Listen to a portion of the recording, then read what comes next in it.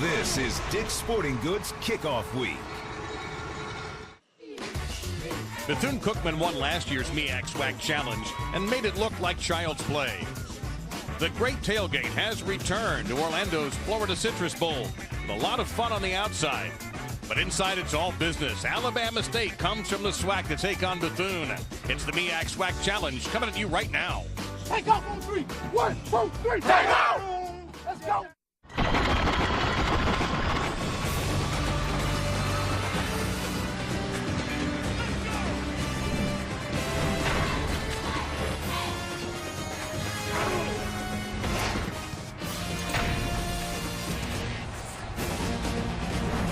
And we welcome you to the 2012 MEAC SWAC Challenge presented by Disney.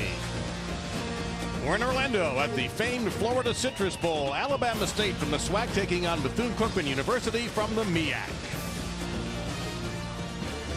Hello again, everybody. Welcome to a college football Sunday. I'm Dave Lamont, one of the great HBCU legends, former Howard quarterback Jay Walker by my side today. You're starting out with a bang in HBCU with this game. What's the significance of this MEAC SWAC Challenge? Well, it's supposed to put the two conferences together to see who's got conference supremacy. The MEAC has a 5-2 advantage in this series, but this year I would say throw that past history out the window. These are probably two of the more evenly matched teams we've had in this football contest in the 8 years that we've done it, and I can see both teams clearly contending for their conference championship. And Alabama State has added a significant piece to their running game. Isaiah Crowell, formerly of the University of Georgia, outstanding freshman year. He was dismissed from the team and is now wound up in the SWAC. Yeah, and if you're head coach Reggie Barlow for Alabama State, what a gift you've gotten getting an offensive talent like Isaiah Crowell, one of the best offensive players in all of college football. You see the numbers of what he was able to do at the University of Georgia as a freshman. Now he's at Alabama State. They hope he can continue to improve and, more importantly, help improve an Alabama State offense that lacked firepower in terms of running the football. And there he is taking a look live. We had an opportunity to speak to him yesterday. We'll develop that story throughout the day. Look at that, the 2012 SEC Freshman of the Year. So this is going to be a dynamic presence in this game. For Brian Jenkins and Bethune-Cookman, they dominated this game last year. He's had two very solid years. Yeah, 18-5 career record there. In 2010, they made it to the playoffs. Last season, they won 8 ball games, but they felt they were slighted by the selection committee and did not get an opportunity to play in the postseason. This year, the Wildcats are taking care of business on the field. That's their model for the year. They fully expect to make it in the postseason play. And Bethune will kick off. They're in the burgundy and gold almost, and maroon and gold. Alabama State, the Hornets, and the white uniforms with the gold helmets were underway in the 8th MEAC SWAC Challenge. That's Marcus Gamble on the return. He gets it out to about the 25-yard line. Our officiating crew today is from the Southwestern Athletic Conference. Well, here's Greg Jennings, the quarterback, a senior from Dade City, Florida. Also played some college ball at Mississippi Gulf Coast. And a dual threat, Jay. He likes to run the football and sometimes likes it too much. Yeah, he's one of the more athletic quarterbacks you're going to see. When he runs the football, it's not a quarterback that's running. It almost looks like you have an extra running back in the backfield that happens to have a good arm and can throw the passes that you need him to do. But he's very dynamic to run, but you've got to protect yourself. He gets injured often throughout football games. Coordinator Fred Keiss wants Jenkins to run an up-tempo offense. And they start on the jet sweep with Crowell. And he'll get to the 30, maybe even the 31-yard line. I'll give him 5 yards on that play. It'll be 2nd down and 5. So right away, the sophomore from Columbus, Georgia, gets a look. And that was a game plan. When we talked to offensive coordinator Fred Keiss, he said, I would love for Crowell to touch the football no less than 20 times in today's contest. He said 20 and shut him down because that means we're doing well. We'll see. Jenkins in the middle of the field. That's going to be a 1st down. Catch made by Jarrett Neely, a junior from Rock Hill, South Carolina. Another player that Alabama State's expect to have a breakout year as the U.S. Army Impact players. We begin with the Hornets. And Alabama State wants to throw the football. T.C. McWilliams, their star wide receiver. Kewan Riley, the free safety All-American. And Brandon Roberts, the inside linebacker. And for a team that struggled to run the ball a season ago, just having the sophomore Crowell in there making a difference. He gets another 1st down for Alabama State. And it seems as if the offensive line is really getting motivated to go out and start muscle blocking a little bit more.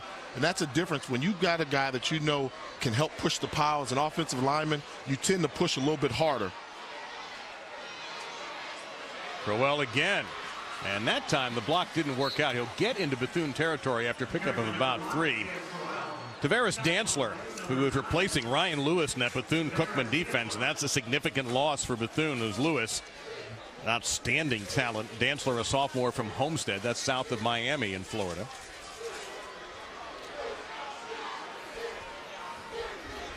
And Jenkins on the design draw, broke 1 tackle, breaks another, and gets to the 45 for a gain of 4, sets up 3rd down and 3.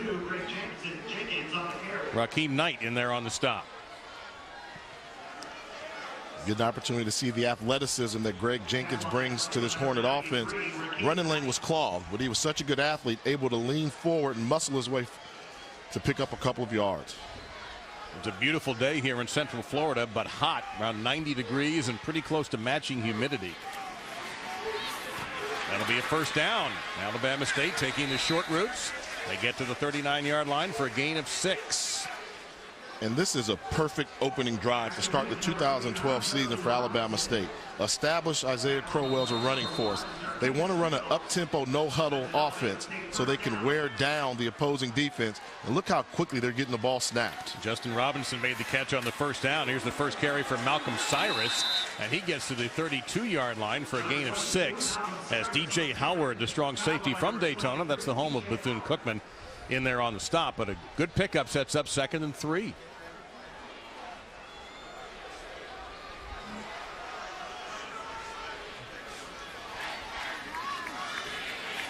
And Jenkins open but out of bounds.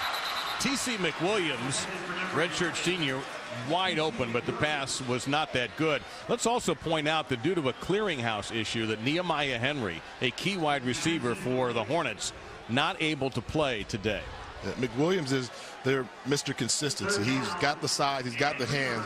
Nehemiah Henry was their Mr. Explosion. He's the guy that was the deep downfield threat that really stretches the opposing defense. 3rd and 3, and the 9th play of the drive is happening right now. Slant. And a 1st down. Catch made by Marcus Gamble, sophomore from Atlanta. Gamble getting it to the 27-yard line. Great recognition by Greg Jenkins.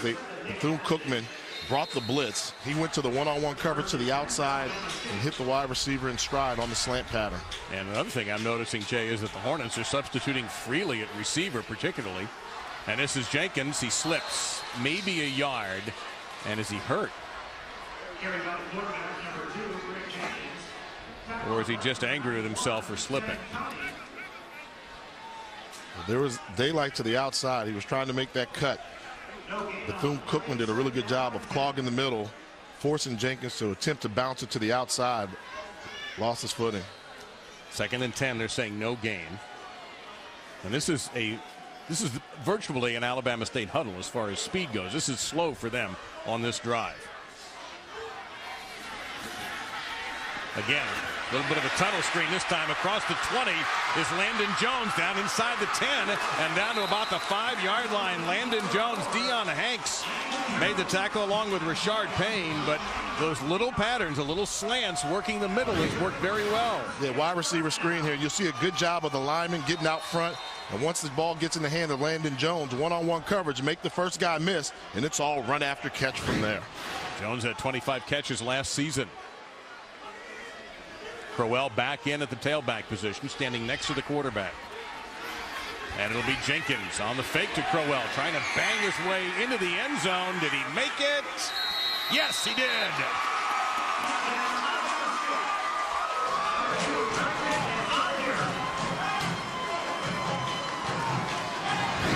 Talk about Greg Jenkins playing quarterback. It's like having an extra running back. And when you're down in the red zone, keep the pad level low and keep the legs churning. Jenkins showing the athleticism at the quarterback position to get in for the score. What an impressive way to start your season if you're Alabama State. That was a 12-play, 75-yard march in 3 minutes and 54 seconds. They showed it all right there. They showed the ability to run the football, the ability to throw the football, and to maintain the drive and capitalize. And you see Jenkins here, just a zone read up the middle. They did a great job of sneaking in their tight end, Justin Robinson, as a lead blocker there. And you'll see Jenkins just follow Robinson into the end zone for the score. Nice execution by the Hornets. And I wonder how much of a weapon Crowell just as a decoy can be, because now you really have to worry about a running back where maybe that wasn't the issue last year when you played Alabama State. I mean, last year the running game was just Greg Jenkins, and he could run, but he had too many carries, and that's why he was injury plagued throughout the season. This year, when I heard that Isaiah Crowell was going to Alabama State, the first thing I thought was, wow, what a dynamic backfield combination. If you put Jenkins, who's one of the best runners in college football, along with one of the best running backs in all of college football, you've got a potent running game, and it's only going to make offense easier because it should open up the passing lanes. That last drive, 7 runs, 5 passes. So with a new kickoff from the 35-yard line, still gets it down to the goal line. And Bethune, and that's not going to be much at all, to the 10-yard line. Great coverage that time by Alabama State. And looks like Jackie Wilson's going to be the starting quarterback. That was a late decision made by head coach Brian Jenkins, who likes to keep the cards close. And it's either going to be Jackie Wilson or Quentin Williams, and it's going to be number 5, the junior from Fort Lauderdale, Jackie Wilson. And Wilson gets the start after last season. He led Bethune Cookman. He won 5 out of 6 games in which he started. So not too big a surprise. And you figure if it's not broken, don't fix it. Jackie Wilson gets the start for head coach Brian Jenkins.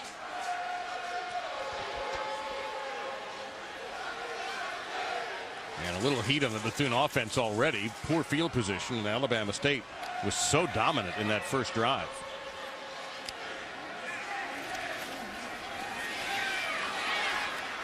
Wilson under some pressure will throw it away. Intended receiver that time, Preston Cleckley, a junior from Delray Beach, Florida. So 2nd down and 10. Winton Stewart providing some pressure that time. Here's DeAndre Rashada, strong safety for the Hornets.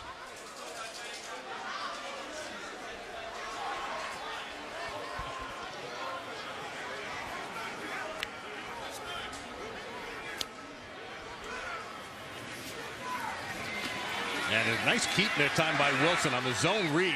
He'll get a first down. Jimmy Daniels slugged him down, but not until he gets across the 20, gain of 11 and a first down. Take us through, Jay, some of your keys to this game. I think if you're Alabama State, obviously you've got Crowell. They have to have the ability to run the football better. And if you're Bethune-Cookman, particularly, they've got to worry about protecting the football. This is an Alabama State Hornet defense that loves to create turnovers. They've got a free safety that had 9 interceptions and a cornerback that had 5 interceptions a season ago. Bethune-Cookman's offense must be very careful in ball security. Well, this time, and they're right on cue. Now, it looked like the runner was down as Daniels got in there and sacked Jackie Wilson. But the official ruling that the runner was down, but it's going to be a loss of 4, sets up 2nd down and 14. That play was doomed. Now, this will be interesting. You wonder if they would challenge. We do have instant replay available to us in this football game here. Seemed like he was down, but that ball did kind of squirt out. It's close. I would challenge that. Take a chance if you're Reggie Barlow from Alabama State and maybe get the ball, but it doesn't seem like he's going to challenge. 2nd and 14. And this time Wilson will give it off across the 20-yard line. And that's Isidore Jackson, a junior from Florida. Mossy Head, Brandon Roberts in there on the stop. And one of the differences you have between FBS football and FCS football is the use of instant replay. Normally in FCS, they only use the instant replay in the postseason or playoffs. But the MEAC conference, along with the SWAC conference, decided if they've got certain television games, why not utilize the technology and give the coaches the opportunity to challenge calls. Wilson looking downfield. Now he's forced to scramble. And how about the series for Jimmy Daniels, 52 in white, all over the field with a couple of tackles, and then he chased Wilson out of bounds. And Bethune, looking at 4th down and 5, they'll have to punt. We'll make it 4th and 6. What a job there by Daniels.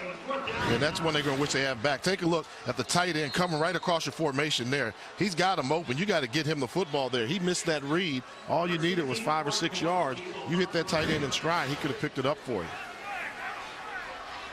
Punt fielded by Riley. Spin move at the 40. He'll get only 1 more yard before he's brought down there. Kewan Riley, a tremendous free safety for Alabama State. So the Hornets with a great start to their season. They dominate with a 13-play drive to start the game. Then their defense shuts down Bethune and the Heat in Orlando.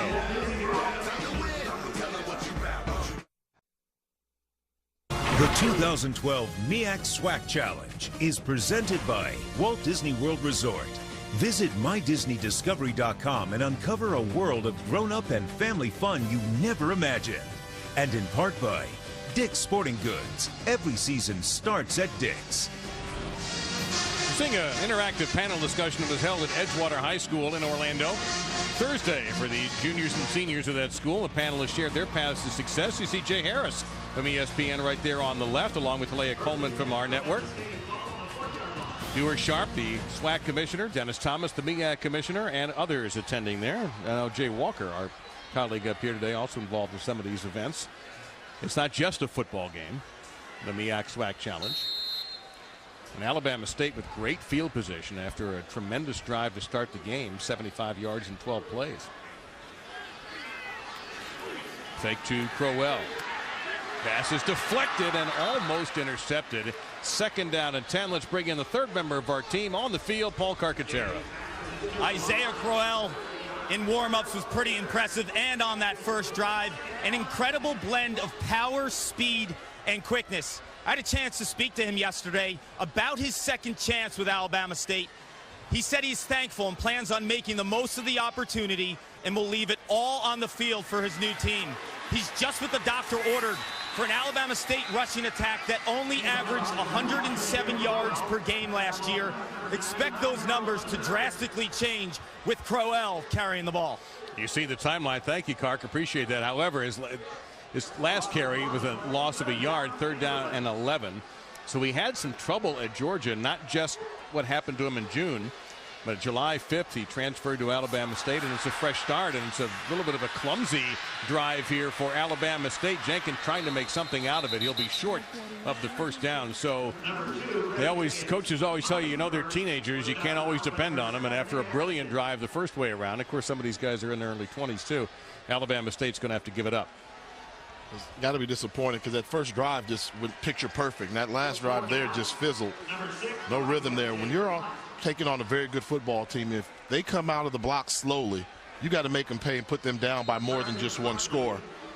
If Alabama State could have gotten a field goal there, then you would have put a lot of pressure on that Bethune Cookman offense to get out of their comfort zone. But when you're only trailing by 7, you can still stick to the game plan. This is Bobby Wenzig, who's an outstanding kicker. And this one going to bounce the wrong way, go sideways, now gets inside the 20-yard line. We're on the 20-yard line, so Bethune will start at the 20-yard line. So we'll see if they can do better with their second offensive possession than they did with their first. The Wildcats of Daytona will have the ball when we return.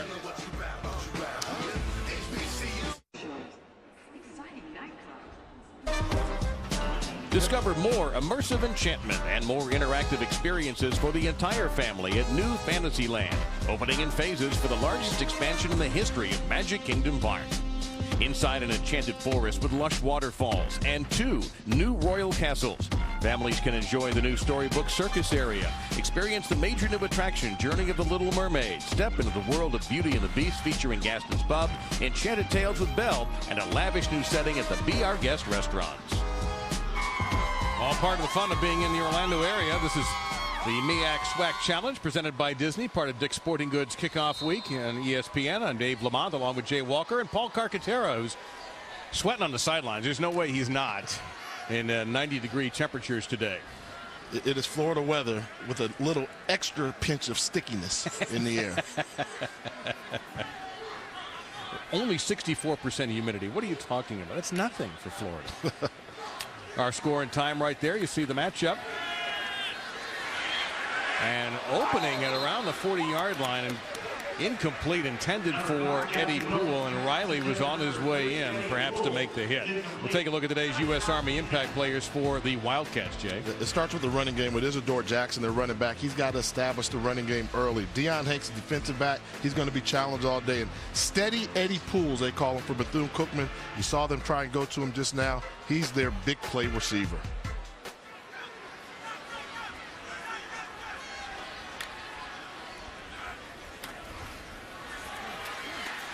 Across the 25, getting to the 29-yard line is Jackson.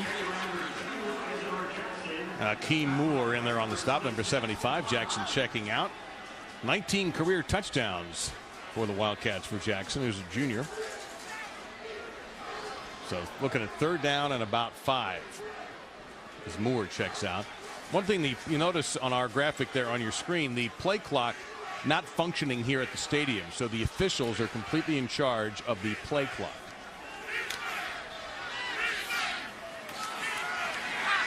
Screen pass. This is Levitt. He falls down, and he wasn't going to get very far anyway, as Saeed Lee, number 7, able to sniff that play out and bring up 4th down. Another punting situation for Bethune-Cookman.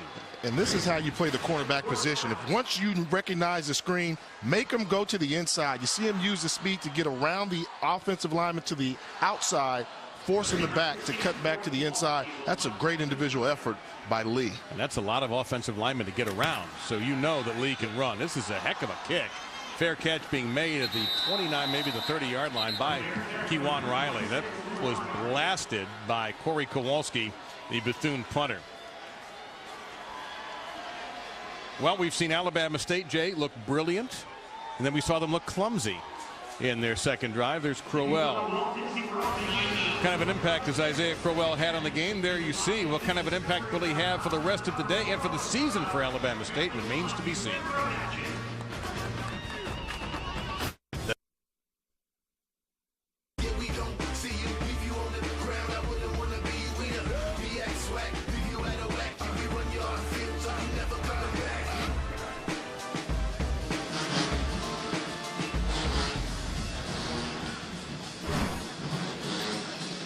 Bethune band, by the way, as part of our broadcast today, you'll get to see both the bands. And that's all part of HBCU football, and one of the highlights is every halftime show. And if you've never seen a band perform at halftime, HBCU band, the Bethune-Cookman band in all of college football. Yeah, tremendous amount of pride all the schools have in these marching bands. Jenkins in some trouble there, lost a yard. Let's get down to the field and an update on Crowell from Paul Carcaterra. Paul? As you see, Crowell was not on the field to start that series. Trainers were working on him, getting some fluids into his body. He walked away while he was getting addressed by the trainers and said, "I'm tight. I need to get loose and get back in this game." So the running back is Malcolm Cyrus, number 22, who makes the catch there and is shoved out of bounds by Dantzler. Gain of about 3, so it's going to be 3rd and about 8 coming up. Maybe it's just my theory, but ever since stadium started going to the synthetic field turf, it seemed as if the number of cramps in the opening weeks of the season has gone up tremendously. I mean, you know, guys on grass, you don't see them cramping up as much. I think it must be because of the heat that's generated by that synthetic surface. But I've just noticed this trend in college football, week 1 and 2, there's cramps all over the place. 3rd down and 8, and that is a comfortable surface to play on other than that. And we have whistles on our first flag of the afternoon. But you're right, it does retain heat. You can feel it in your feet. Yes. We did yesterday, just walking around. Prior to the snap. Number 4, offense, 5-yard penalty, remain 3rd down. And that's Rod Holloway, our referee. Paul, you have insulated socks today? Oh, it's brutal down here, and you mentioned the heat with the turf. These black pebbles, these rubber pebbles made from tires, actually increase the temperature by about 15 degrees. So these guys need to get hydrated, get the water in to get them back on the field. But it's brutal on the field. Yeah, same to you, by the way, Paul. Drink up. And it'll be 4th down and 13. So that's not the same Alabama State that took the opening kickoff, 12 plays, 75 yards for a score. Is Bethune doing something differently, Jay? I think so. You know, they made some adjustments there, and they decided to say you're not going to be able to run the ball on the perimeter. Part of that has to do with the fact that Crowell's not in the game, and he's their speed back to get to the outside. But it seems as if Alabama State has just lost all the rhythm that they had at the beginning, and give credit to defensive coordinator Yogi Jones from Bethune-Cookman. Whatever adjustments he's made after that first drive seem to be taking effect. Preston Cleckley standing around the 35-yard line. This is a blast of a punt by Wenzig, and Cleckley muffs it. And let's see who has it. Alabama State recovered to the 20-yard line. They're still fighting over that, but one of the officials already signaled Hornets ball. And that's confirmed.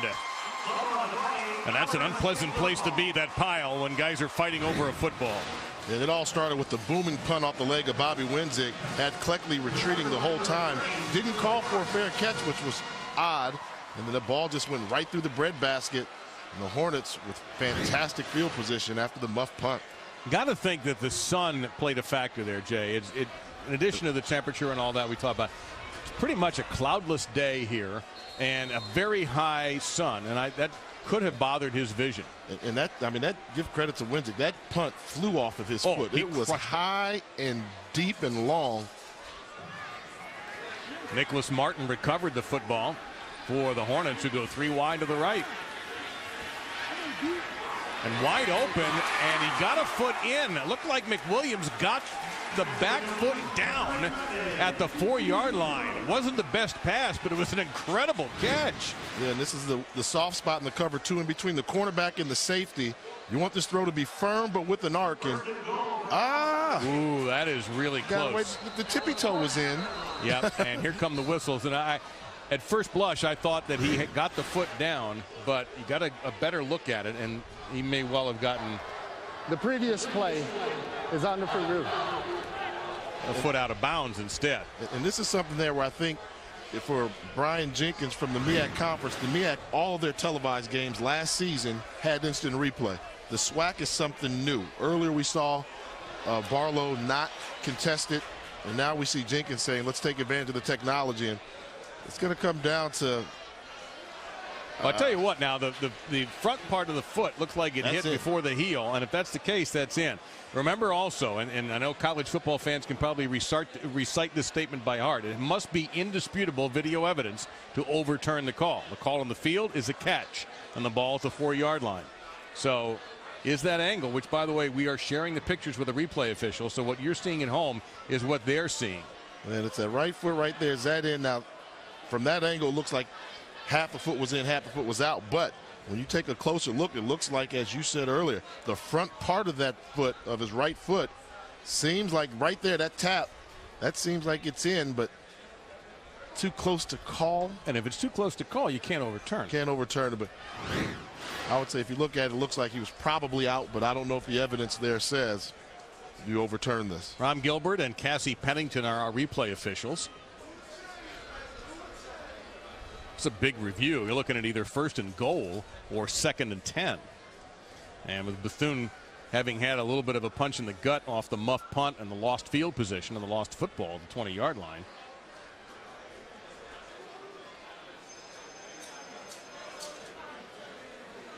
This is the part of the game that, you know, some people don't like it. Yes, it slows down the game, but being a former player, get it right. Yeah, ultimately, that's all you want. Just make the right call. If it takes you a little bit longer to get it right, all to you.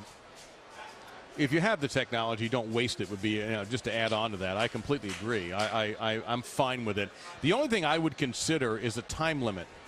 Under the idea that, again, if you can't decide in how many ever looks, hey, you know what? Let it stand on the field. We can't agree with the call or overturn the call. Then we let it go. That's the only change I would make to the college replay rule. I like the fact that the referee is out of it, too. I've never been crazy about going under the hood in the NFL. And boy, it's nice to have the true officials in the college game at the moment with the troubles the NFL's having with their guys. While we're waiting for the answer here from referee Rod Holloway, let's tell you what's going on. You know, this is Labor Day weekend, so it's time for college football virtually every day, including tomorrow night. Big ACC game on ESPN. Tevin Washington and Georgia Tech against Logan Thomas and number 16 Virginia Tech. And let's get the call.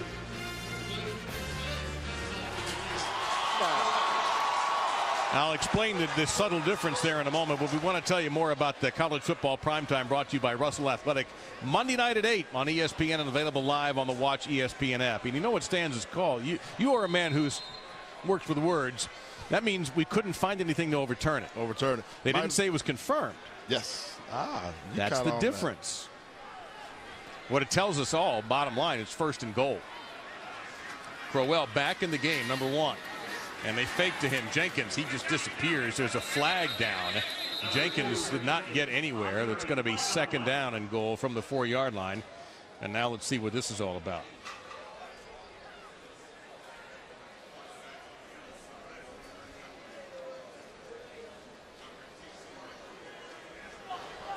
There are 2 fouls on the play, both on the defense. Holding by the defense. That penalty will be declined. Offside on the defense. That penalty will be enforced half the distance to the goal. Replay, first down. Holding on a run play on the defense? That's unusual. And you can tell Brian Jenkins is asking, come on, how do you call that down there in the goal line, in the red zone in particular, where everything is so fast? Wow. This is something here when you watch Alabama State offense, typical college offense with the spread offense, even when they're on the 2-yard line, they will not go underneath the center. It's shotgun all the way for the Hornets. It's Crowell, and he is across the end zone for his first touchdown as a member of the Alabama State Hornets. He ran right through Jarkevis Fields, the leading returning tackler for Bethune, and Alabama State up 13-0. Yeah, there was a crease there. Then it just became the power of Crowell. You see Crowell look for the hole, make the quick decision, and this is all leg strength. Somebody's waiting for you on the goal line, lower the shoulder, and bully your way into the end zone. You saw the cutback ability also. And that's one of the things that Fred Keiss, the offensive coordinator, talked to us about. Sticks a foot in the ground and goes. And even in close range, the SEC outstanding freshman from last year caps off a 43-second two-play 20-yard drive after Alabama State with another turnover. And they're very good at forcing them. They have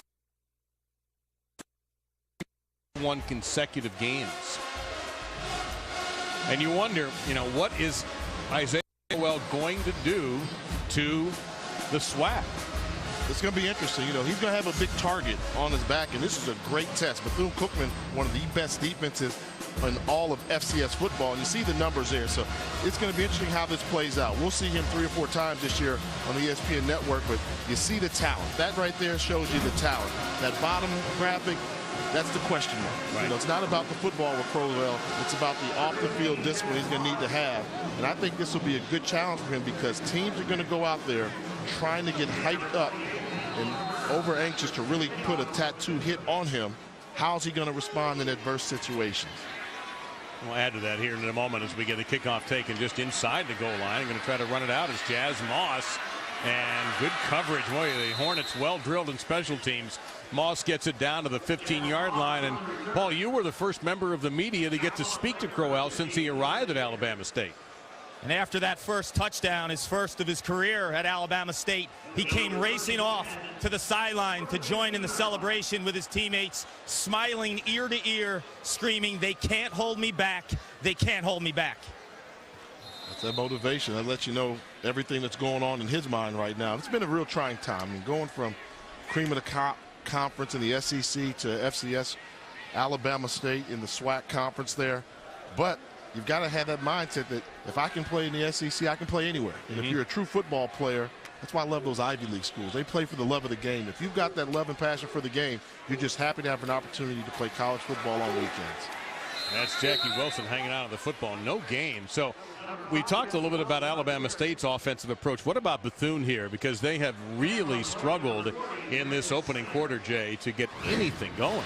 Yeah, I mean, they just don't have it right now. And one of the good things about Alabama State, what they're doing, they're bottling everything. And take a look at all those white jerseys just beating their man one-on-one in the lineup. Alabama State has really come out and put the stinger on the Wildcats. Oh, I get it. Stinger, Hornets, Jay Walker, friends. He's there all week. Wilson going to go down deep sideline, and he overthrows the intended receiver. It's going to be 3rd down and 10. Trying to get it to David Blackwell. And David Blackwell's a former quarterback who they moved over to the wide receiver position there. And I'm going to tell you, when you were questionable as a starter, as Jackie Wilson was, they didn't make the decision. Number 84 on the offense down the field. That penalty would be declined. Brings up penalty there on 3rd down. Bethune Cookman, ineligible receiver downfield, which was declined. But if you're Jackie Wilson, you can't be feeling too comfortable right now. Right now, it was a quarterback battle. You were named the starter late in the decision-making process, as late as it could possibly be. How long before you see Quentin Williams? Who was going to play anyway, but just to get some spot duty to be ready for later in the season. But you're right, that's an interesting point on 3rd and 10, some pressure. Now Wilson going for it all, has a man, and the catch is made. And Bethune Cookman is on the way to the end zone, down inside the 10. Eddie Poole unable to get there, but Jackie Wilson quiets the critics by hitting the bomb. Quiets the critics, and he quiets Jay Walker. He said, I'll tell you about who should be the quarterback in this game, and just throws a perfect strike to Eddie Poole. We talk about steady Eddie down here. This is just a good old-fashioned go route. Defensive back struggled to get out of his break, turns on the Jets, becomes a foot race, and give credit to Marcus Berg on recovering and making the game-saving, the touchdown tying tackle. Wait a minute. The ball is spotted at the spot of the player going out of bounds. First down. And they're going to say that Eddie Poole went out of bounds at the 31-yard line. So instead of a 79-yard gain, back it up 25 to the 54. I didn't see this. Let's see if cameras caught it. I'm sure they did. Ball's there. He's drifting to the outside and right there. Yep. That's a good call. Excellent job by the officials. 24 straight games for Eddie Poole with a catch, and right there. And the officials were dead on. Exactly right.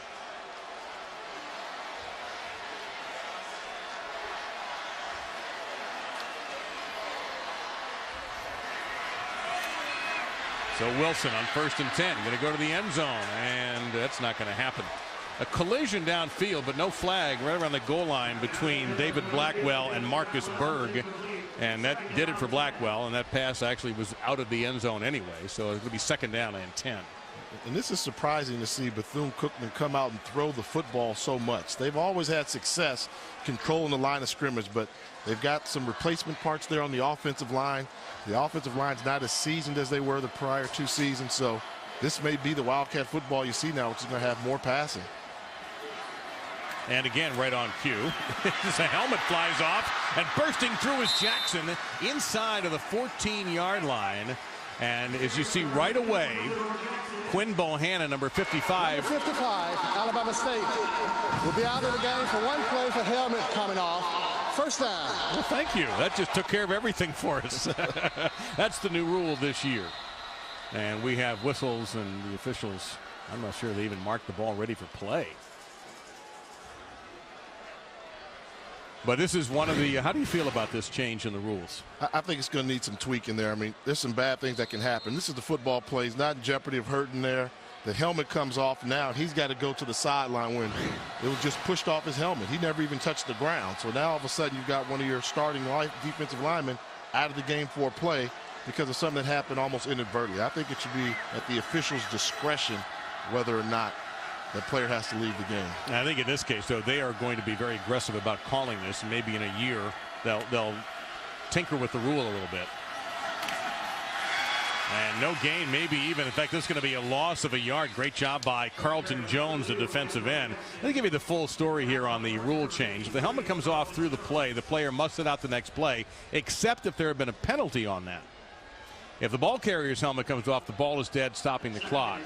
The opponent may choose a 10-second runoff if it's under 1 minute of either half.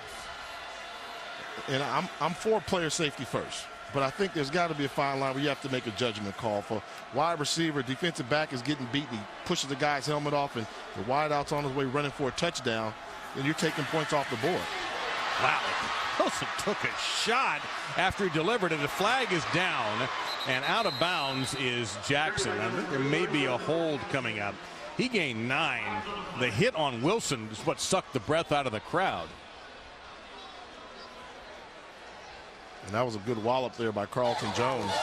Holding, number 8, offense. 10 yards from the spotted foul.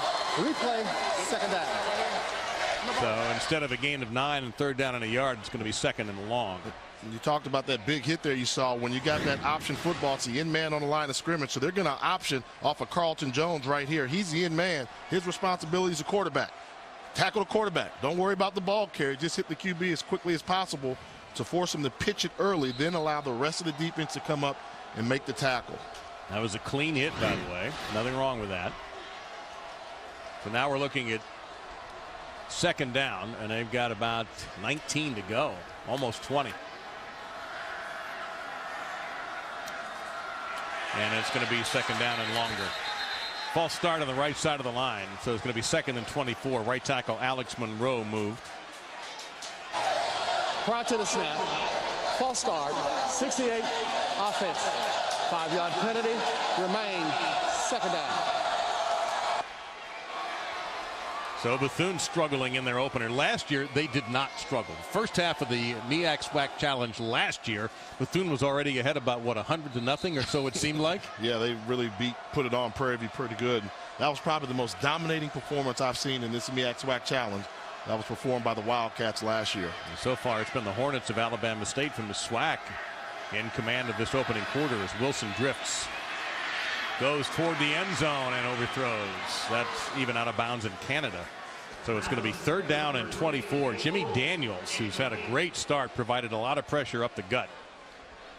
And this is that part of the field where you've got obvious passing situations here. If I'm Jackie Wilson, the first thing I'm doing when I break the huddle, I'm locating Kewan Riley. This is a free safety with plenty of range. 9 interceptions a season ago. Good football instincts. When I break the huddle, I'm going to find where he is. Right now, he's given to look like he's one of the 2 safeties, like they're going to play cover 2, but he's got that green light to roam and follow the quarterback's eyes. 17 career interceptions, 9 of them last year. Wilson has the pass tipped at the line of scrimmage. And again, another thing that's happening, quite honestly, Jay, is the front 4 for Alabama State is winning over Bethune Cookman's offensive line. And that seems to be the story of the game right now. Bethune Cookman losing the leadership they lost in that offensive line is starting to show. This Alabama State defense is winning the battle at the line of scrimmage, forcing Bethune Cookman to be a one-dimensional offense.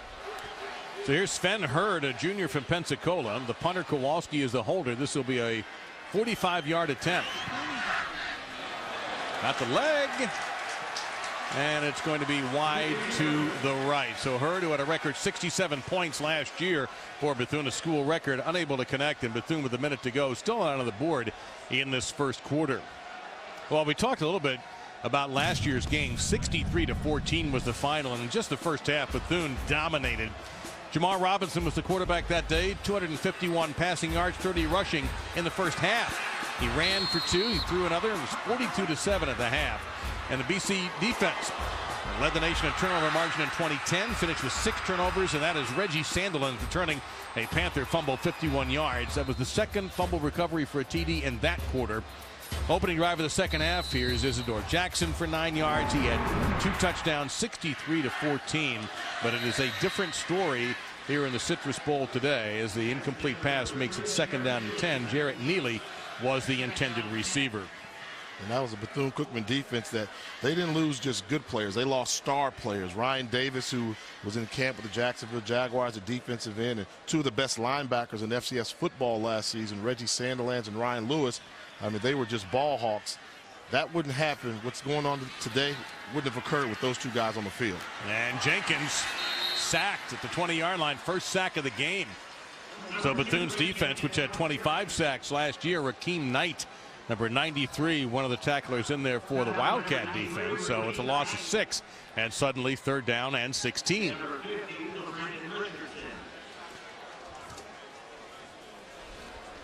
And last year in the first quarter, Bethune-Cookman outscored their opponents 102-37.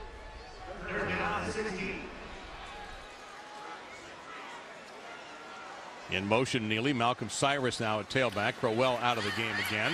And catch is made off the helmet. Neely with the grab. And that's going to be into Bethune territory. Stops the clock with 10 seconds to go. The first down at the Bethune 43-yard line. A 34-yard pickup. And what a great adjustment by Jarrett Neely on this ball. Thrown behind him on the inside too much, but the defensive back has his back to the quarterback. Neely does a fantastic job of coming back to the quarterback and snatching that ball out of the air. And this will be Cyrus. He'll get a couple of yards to the 42-yard line, and that is the end of the first quarter with Isaiah Crowell, who transferred from Georgia after being dismissed from the football team following a disciplinary incident, scoring his first touchdown for his new team, Alabama State. He traded the red and black for the gold and black of Alabama State, and it's the Hornets in front after one quarter of the MEAC SWAC Challenge.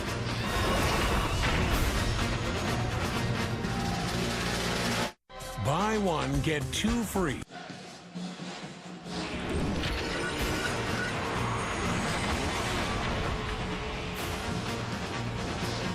Downtown Orlando, that's Lake Eola and the beautiful fountain there on a warm day in Central Florida. Alabama State leading the MEAC SWAC Challenge presented by Disney, 14-0. Start of the second quarter. Jay Walker, the first quarter recap was a great opening drive by Alabama State. It was a perfect opening drive, mixing the run with Isaiah Crowell, then the pass with Landon Jones on the wide receiver screen. Great execution by the offense. Good individual efforts. Greg Jenkins able to punctuate the drive by getting into the end zone to give them the early advantage. And then special teams play the Hornets, taking advantage of the turnover there by Bethune-Cookman. And then it was Greg Jenkins with a great touch pass down the sideline to T.C. McWilliams. And oh yeah, Isaiah Crowell plays running back for Alabama State. Punches it in for the score. Gotta wonder what our ratings are in Athens today, in Athens, Georgia. I bet they're, wow, wish we could have had that. Well, they did already yesterday. They beat Buffalo out of the MAC.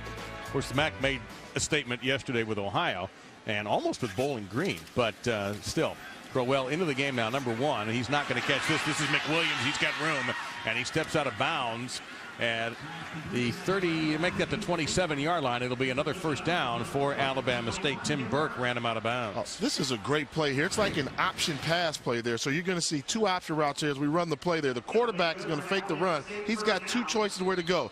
A wide receiver on the bottom left and a wide receiver right in front of him. He takes the option to the left. Great play design there by the Alabama State Hornets. I like that play. And Jenkins, cross back. This is Crowell, slipped, hanging in there. Goodness, what leg strength. He must have Crowell down the sideline. Looked like he may have stepped out of bounds at about the 9-yard line, but it looked for certain that he couldn't stay up, and he somehow managed. Wow. And what an athlete. I mean, he was losing his balance, and what's more impressive is good job with the misdirection, good pass by Jenkins. Once he's losing his balance here, watch him get the strength and the speed to run through this arm tackle. And then to keep going. What an offensive football player they've got in Isaiah Crowell. Bethune blitzing from the edge, and it's going to get inside the 5-yard line with Rodney Cross, a redshirt freshman from Lithia, Georgia. He picks up 6. So it's going to be second down and goal from the 3-yard line for Alabama State. And in the opening minute of the second quarter, they're threatening to put Bethune in a major deficit.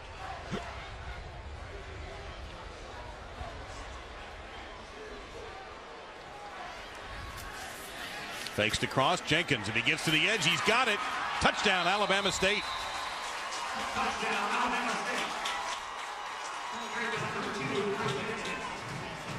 And Jenkins knows what to do to avoid the flag. Celebrate on the sidelines with your teammates. His second touchdown run. And Alabama State right now dominating this game as Bethune dominated a year ago. Yeah, what a great job by the offensive line for Alabama State. Piercing the way for Greg Jenkins to come in and give the Hornets now a 21-point lead over Bethune-Cookman. Wow. Tell you what, this game, Jay, is being won by the interior of both Alabama State lines, their offensive line and their defensive line. Here's Crowell with a staggeringly athletic play that helped set up the touchdown. 8 plays, 72 yards in 2:15. It's the Hornets in front. 2 touchdown runs for QB Greg Jenkins.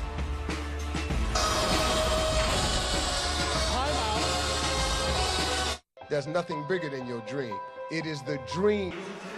Well, it's the Alabama State Hornets from Montgomery, Alabama, who have a lot to celebrate here in their game opener, MEAC SWAC Challenge.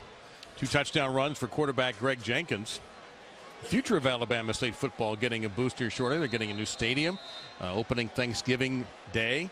Beautiful facility. It's still being built, and it'll be in time for the Tuskegee game. Tradition also, Thanksgiving Day. And future look very bright. Present doesn't look too bad either. Bethune trying to recover. This is Angelo Cabrera. And another thing, the Hornets have done well on kick recoverage team, and he gets out to the 25-yard line. Show us the blocking on this touchdown run here, Jay. Yeah, I want you to take a look at the right guard, Trey Mitchell, number 78. This is a design QB draw here, but watch him seal the edge and seal the perimeter, allowing Greg Jenkins to go into the end zone untouched. Comes around there, wipes out 2 Wildcat defenders, becomes a foot race to the edge.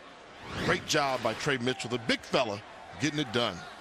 And Bethune-Cookman's last drive was 10 plays, 57 yards, and they missed a field goal. They punted twice. and had one significant turnover early in the game on a muff punt that led to 7 Alabama State points. Jackie Wilson remains the quarterback, number 5, and he will hand it off to Rodney Scott. And an example of what we talked about earlier, it's just that the front 4 for the Hornets is dominating this game, and it's only a 1-yard gain, 2nd down and 9. And this is surprising because normally, if you talk about the SWAC football, they're known for passing it, spreading it out all over the place. And the MEAC conference is traditionally more stronger in the trenches. I can't tell from the football game I'm watching today. Alabama State seems very stout and firm, and they are taking it to the Wildcats. And open down to the 40-yard line. KJ Stroud, a senior from Brooklyn, New York, once played at Rutgers, brought down by Marcus Berg. That'll be a first down to the 41-yard line for the Wildcats. The double slant route on the outside, the inside defender and the free safety come up and take the first slant, second window wide open for Stroud. Good looking throw that time from Jackie Wilson. And straight ahead. And dragging a tackler that time is Rodney Scott. He gets across the 45 after 6-yard gain to the 47-yard line. So 2nd down and 4. Tackle made there by Everett. One of the things you notice now, Bethune Cookman has a little bit more tempo in their offense, down by 21 points, realizing they've got to get back in this football game in a hurry. They're trying to step on the gas pedal. One more time. This is Rodney Scott. He'll gain a couple for being tackled. Rodney Scott's a guy who last year the coaches had a lot of hope for. He was a transfer from Ole Miss, so he's their version of an SEC transfer. Good job by Wilson of holding on to that high snap there, but nowhere to go for Scott. Antonio King in there on the stop. That'll be a first down as Bethune gets into Alabama State territory. Stroud again on the catch, gain of 6. Wow, what a great job by Stroud. Elevating, climbing the ladder. Ball clearly got away from Jackie Wilson, but Stroud realized I've got to make this catch, sacrifice my body, and hold on for the first down grab. And Bethune making an impact offensively, getting down to the 22-yard line, a 23-yard gain by Rodney Scott. You can definitely feel the sense of urgency in the Wildcat offense, finishing off their blocks, trying to get back into this football contest. They are moving at a pace that we have not seen yet, as Wilson on the keeper that time. Now Alabama State practices against this pace, so they should be somewhat used to it, but it's never easy on the defense. They're coming at you in so many different ways and hard to get substitutions in there. You start to tell when we're wearing out the defense when they start looking to the sideline, seeing if a backup's coming in for them.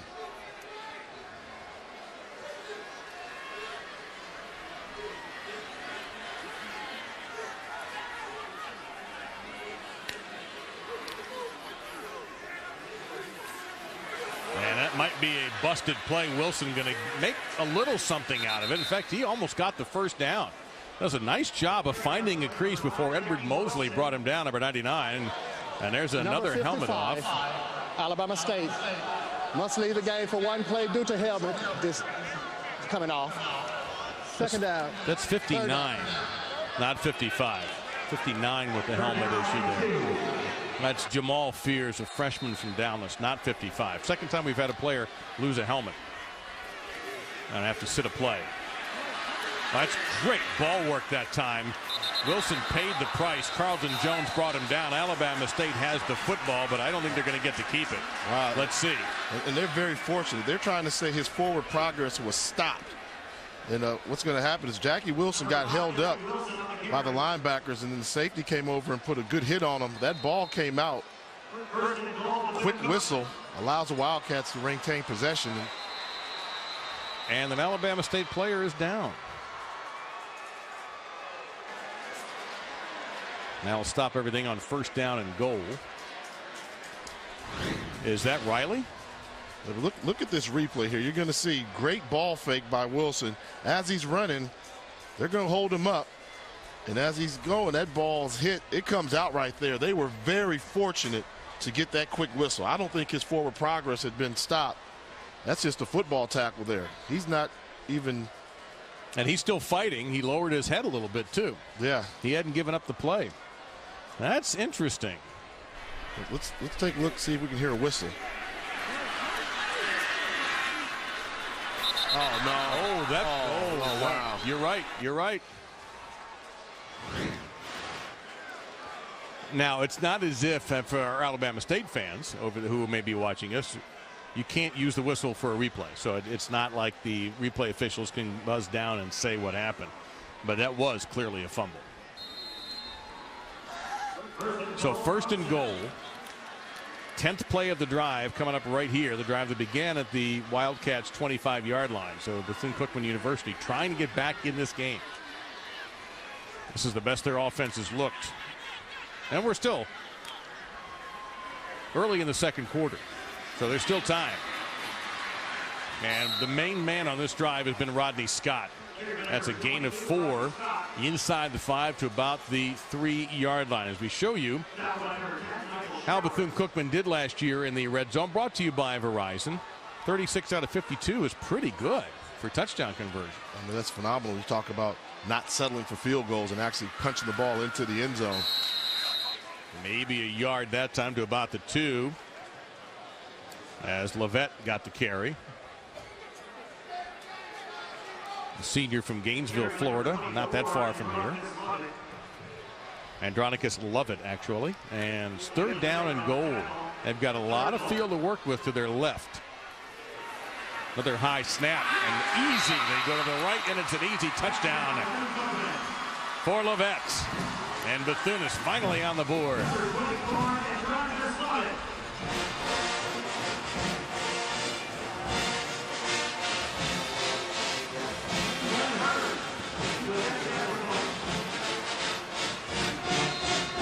So Lovett got the touchdown. Rodney Scott got him into that position, and we have a timeout called by Bethune. Bethune Cookman. First call. And just a quick head count, Jay. They didn't have enough bodies on the field to execute the extra point. Somebody forgot to run out there. So Bethune has 2 timeouts remaining in the half. When you're in this type of football game where the other team has 21 points, you want to stay on par with them, so can't afford the risk of having a potential PAT blocked. Good use of the timeout there by head coach Brian Jenkins. Bethune Cookman will be charged with a 30-second timeout. And that'll give us a chance to tell you about NASCAR, because it's just a couple of races left in the chase. Greg Biffle, Jimmy Johnson, Dale Earnhardt Jr. are locked in, while Carl Edwards, Kyle Busch, and Jeff Gordon battle for the wild card position to get in that chase. The NASCAR Sprint Cup Series in Atlanta tonight at 6:30 on ESPN. Got Greg Biffle with an 11-point lead. Dale Jr. having a big year, 15 points back, and Bethune trying to have a big season. 8-3 last year. They just missed the playoffs after being in it in 2010, and they want to get back. And they finally get on the board after being pushed around for much of this game. The Wildcats are back in it.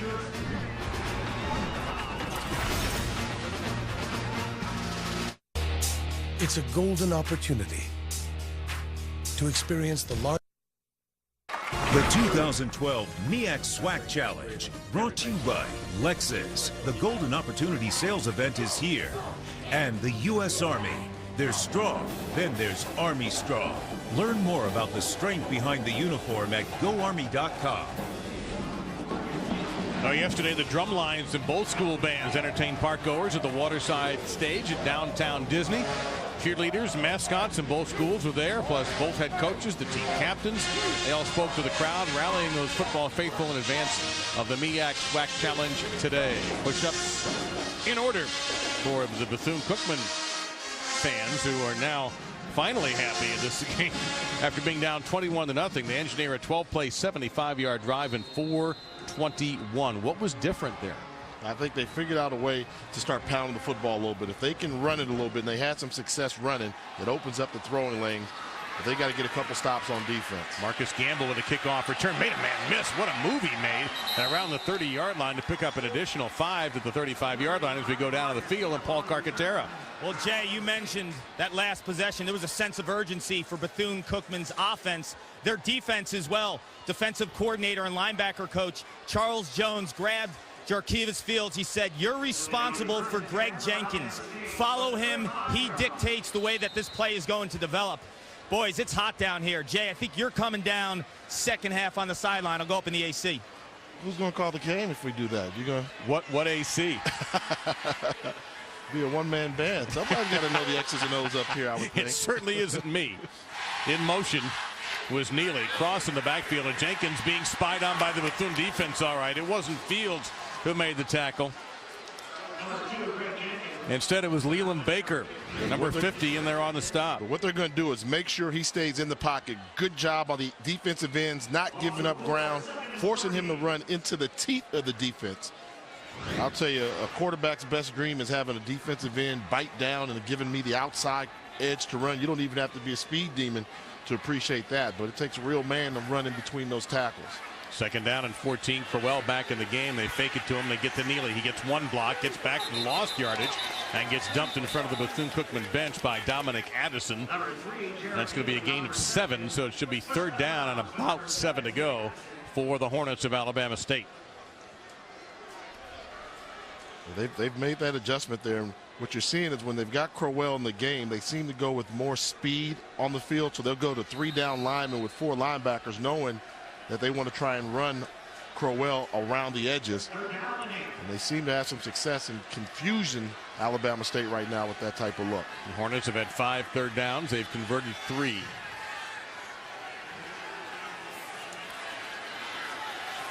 Middle of the field open. Jenkins, nice little toss to McWilliams, and make it 4 out of 6 on third down for ASU.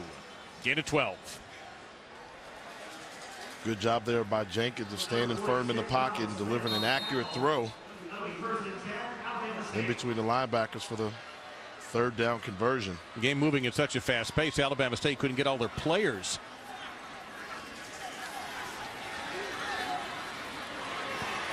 Neely.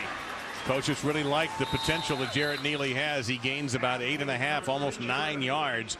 Second and short, Marcellin in there on the stop.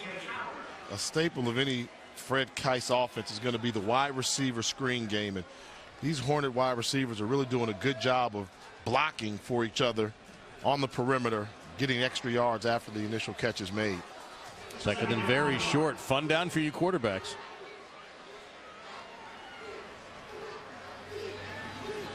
Crowell, and he's just out of room. Wisely runs out of bounds, but that's a significant loss back to the 48-yard line.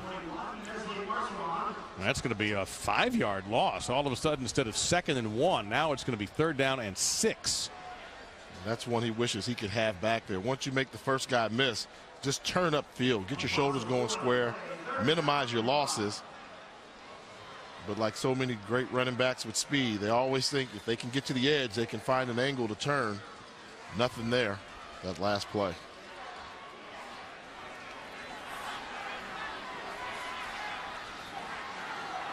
McWilliams in motion. Jenkins. He has some room if he can break a tackle. And he'll get the first down. Stutter stepping across the 35 to the 33-yard line. DJ Howard finally ran him out of bounds, but a gain of 18 on 3rd and 6 gives Alabama State another first down. This is why so many offenses like mobile quarterbacks. Nothing's there. Bad play selection. They've got it sniffed out.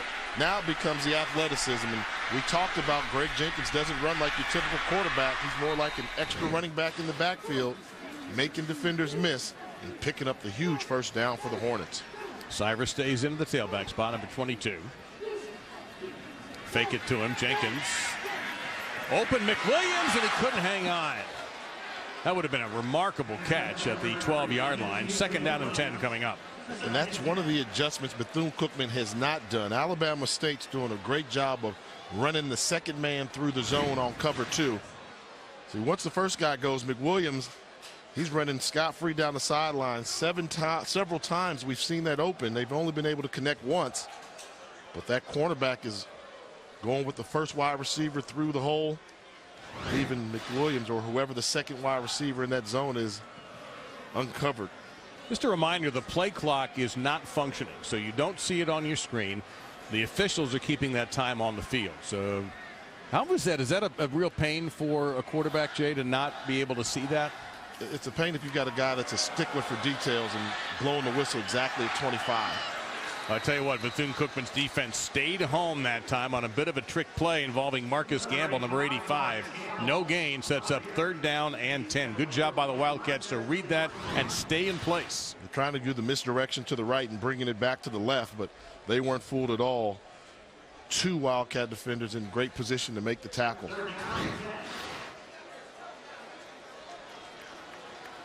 Jenkins pulling out a 3rd down on 3rd and 6 with his legs and making something out of nothing. Let's see what he has to do here.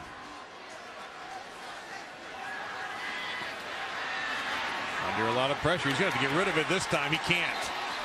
At the 42-yard line, he is chucked out of bounds by Jarkevis Fields. And you heard Clark tell us earlier that Fields was challenged by coordinator Yogi Jones. You are with Greg Jenkins. And that time he was. And forcing a 3rd sack. 4th down and 18. And we'll see Alabama State have to punt. And Jarkevis Fields, the leading tackler for these Wildcats a season ago. He's the captain of that defense, so he seems to be responding to the challenge made by defensive coordinator Jones. The goal here is to tuck this inside the 20 or better. How about the 2? What a punt by Bobby Wenzig. That is down to the 1-yard line. A 40-yard punt. Spectacular punt by ASU. Horrible field position for Bethune. September 10th.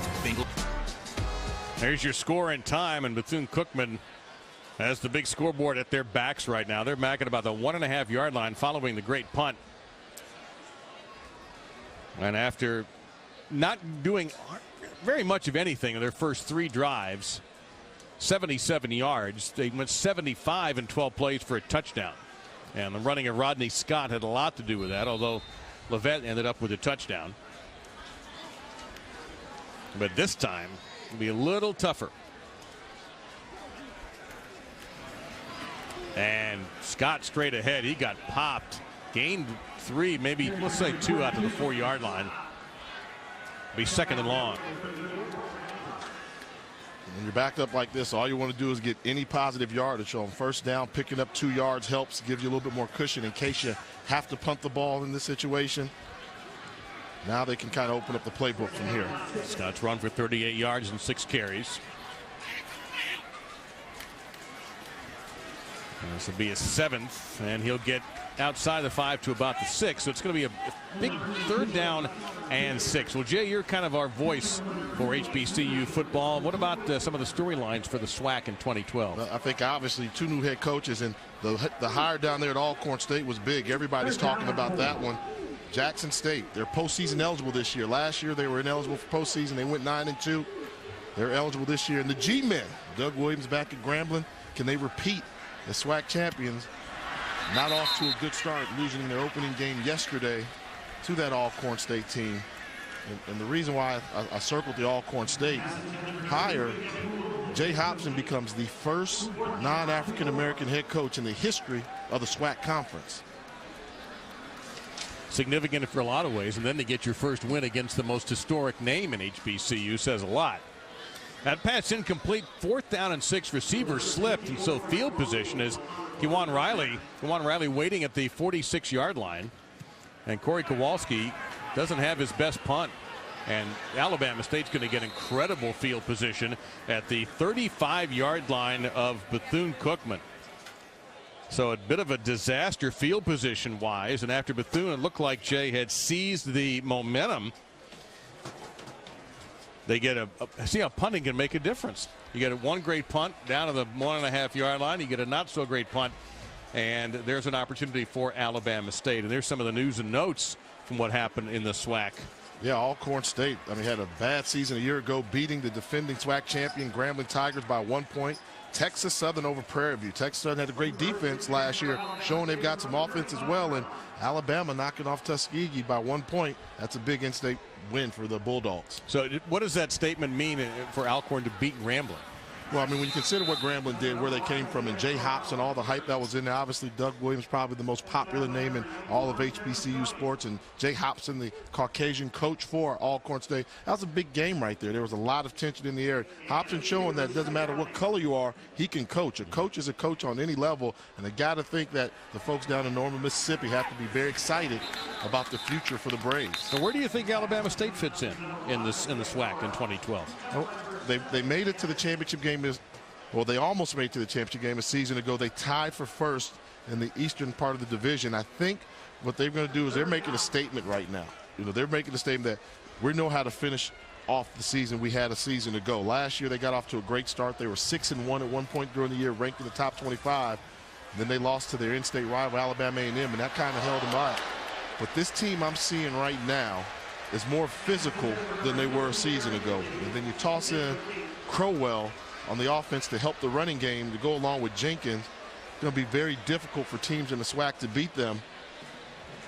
But for them, it all starts, you know, when you talk about Alabama State football and what they're going to do this season, they've got one date that's on their schedule, and that's October 27th when they play Alabama A&M in the Magic City Classic. Year in, year out, that is for all the marbles in the Eastern Division of the SWAC Conference.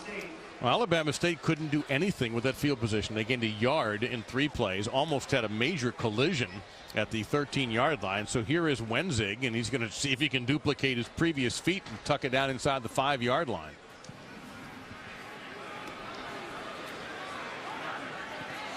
Couldn't do it. Well, actually, he could do it, but Alabama State wasn't able to come up with the ball in the air. So it's going to be a touchback. Bethune Cookman with the ball at the 20-yard line, down by 14 here in Orlando.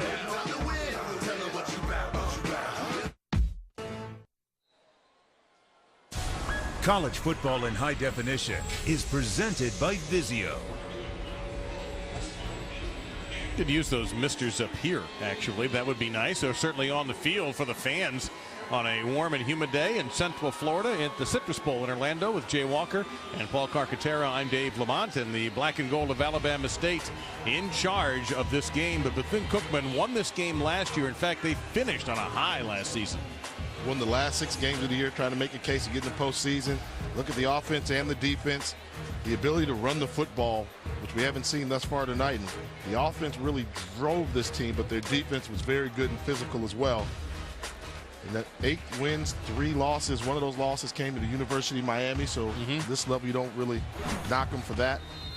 But 6-2 in conference play, but yet that resume was not enough to get an invitation to the FCS playoffs last year. So you're telling me that a selection committee that chose teams for playoff caused a controversy. So we have that to look forward to in a couple of years. Oh, you got a lot more than that. You know, it's going to be tough when you're going down to just 4 teams.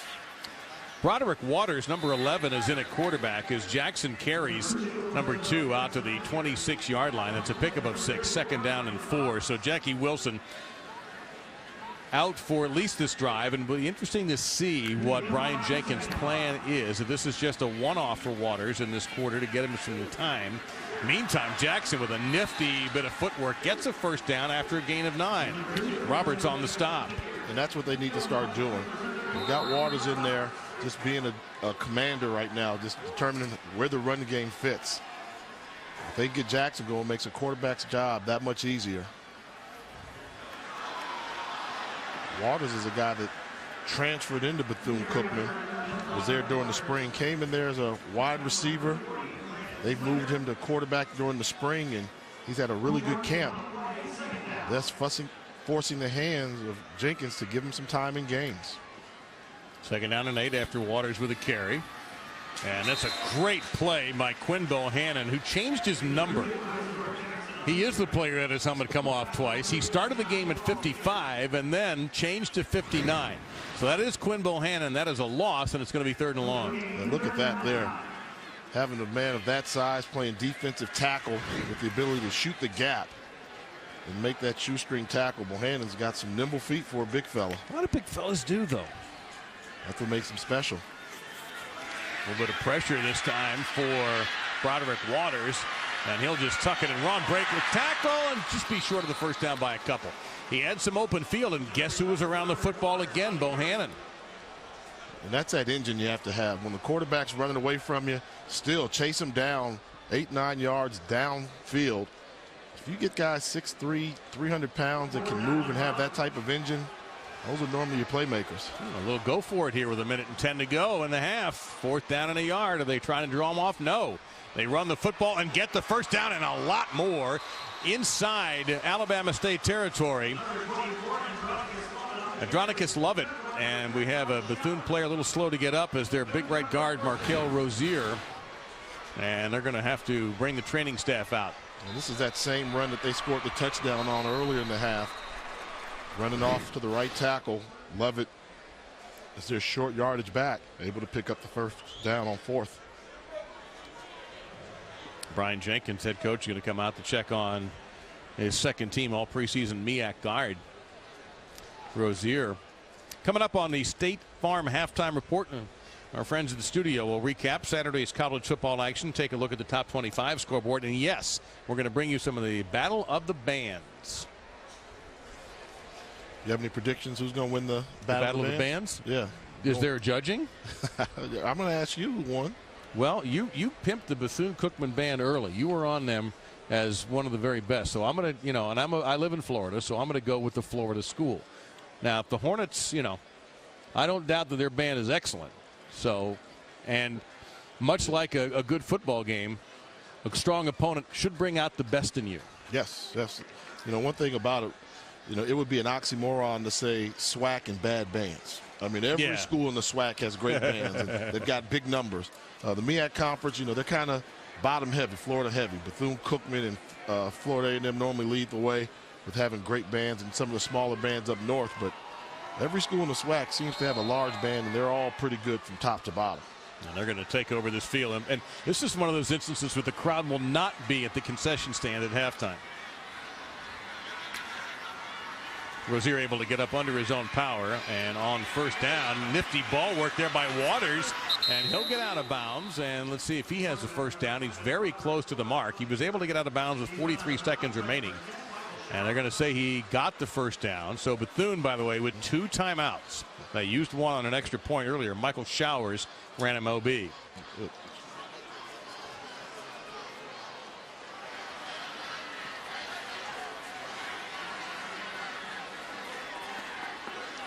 Jackson is the tailback, number 2. He goes in motion. Look that way, come back the other side to Eddie Poole, and what a tackle by Rashada. DeAndre Rashada, sophomore from Covington, Georgia, stuffed that play after just a 1-yard gain that'll force Bethune to take a timeout. And great recognition by Rashada. Once you see the wide receiver screen is coming, you've got to get up on them in a hurry before those offensive linemen get to you. Rashada shooting the gap, making a huge tackle in the open field. Rashada's a guy they say he's the hitter. He's the more physical of the safeties that they have, and showing you the pure athleticism on that prior play. Hey, those of you tonight want to watch a little baseball? How about on baseball's biggest stage? Our coverage of Major League Baseball continues with the battle between 2 Cy Young contenders within the AL Central. Chris Sale and the White Sox, Justin Verlander and the Tigers at 8 on ESPN2. Sunday night baseball presented by Taco Bell. Also, you can find that on the Watch ESPN app and watchespn.com. Tigers just a game back of the Central, and Verlander, of course, leads the American League in strikeouts. He's just evil. That's a good matchup. It is. I was a former pitcher. I like that. Sale, first-round pick, not too long ago, doing well. But Verlander, what's interesting about that matchup, they dominate the rest of the league, but Verlander gets hit pretty well whenever he takes on. And he's coming off a bad start, too. His last start was not anywhere near Justin Verlander quality. So it's Tigers and the White Sox tonight, 8 on ESPN2. Second down and 9. And bouncing to the outside, cutting back to the inside, breaking some bad tackling, and finally hurled out of bounds is Jackson. Isidore Jackson. Finally, Riley just hurled him OB, but I think there's some poor tackling along with great running. Yeah, and they're finding some success running along the right side of that offensive line for Bethune-Cookman. Then Jackson with the individual effort, spinning, keeping the legs churning, gaining additional yardage. And we got the senior Blake Pritchard, 73, in at guard for Rozier, and he did a nice job. The right tackle, Alex Monroe. This time it's going to be Waters. Makes a nice cutback, has a block downfield, and he'll get toward the pylon. And did he get it? No.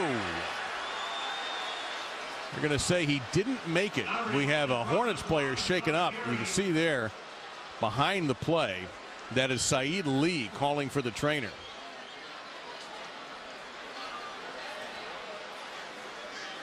And Lee tapping the helmet, letting everybody know. Player, timeout. Need some help. You see Lee right here, number 7. Going low. Just kind of looks like that shoulder might have gone straight into the turf. Yeah, the issue is football is clearly across the goal line, but where's the body? So let's see where that knee goes down there. Not quite over. Very dangerous to keep that football out there. That's the new trend now. Trying to reach the pylon, but he didn't hit the pylon. And of course, every play in college football is reviewed. Some just get more attention than others. So this delay with Lee being injured, and he's walking off the field now with some help, has given the replay officiating crew a little bit more time to take another look at this. Brian Jenkins is going to argue with the head linesman, hey, that's 6 for me.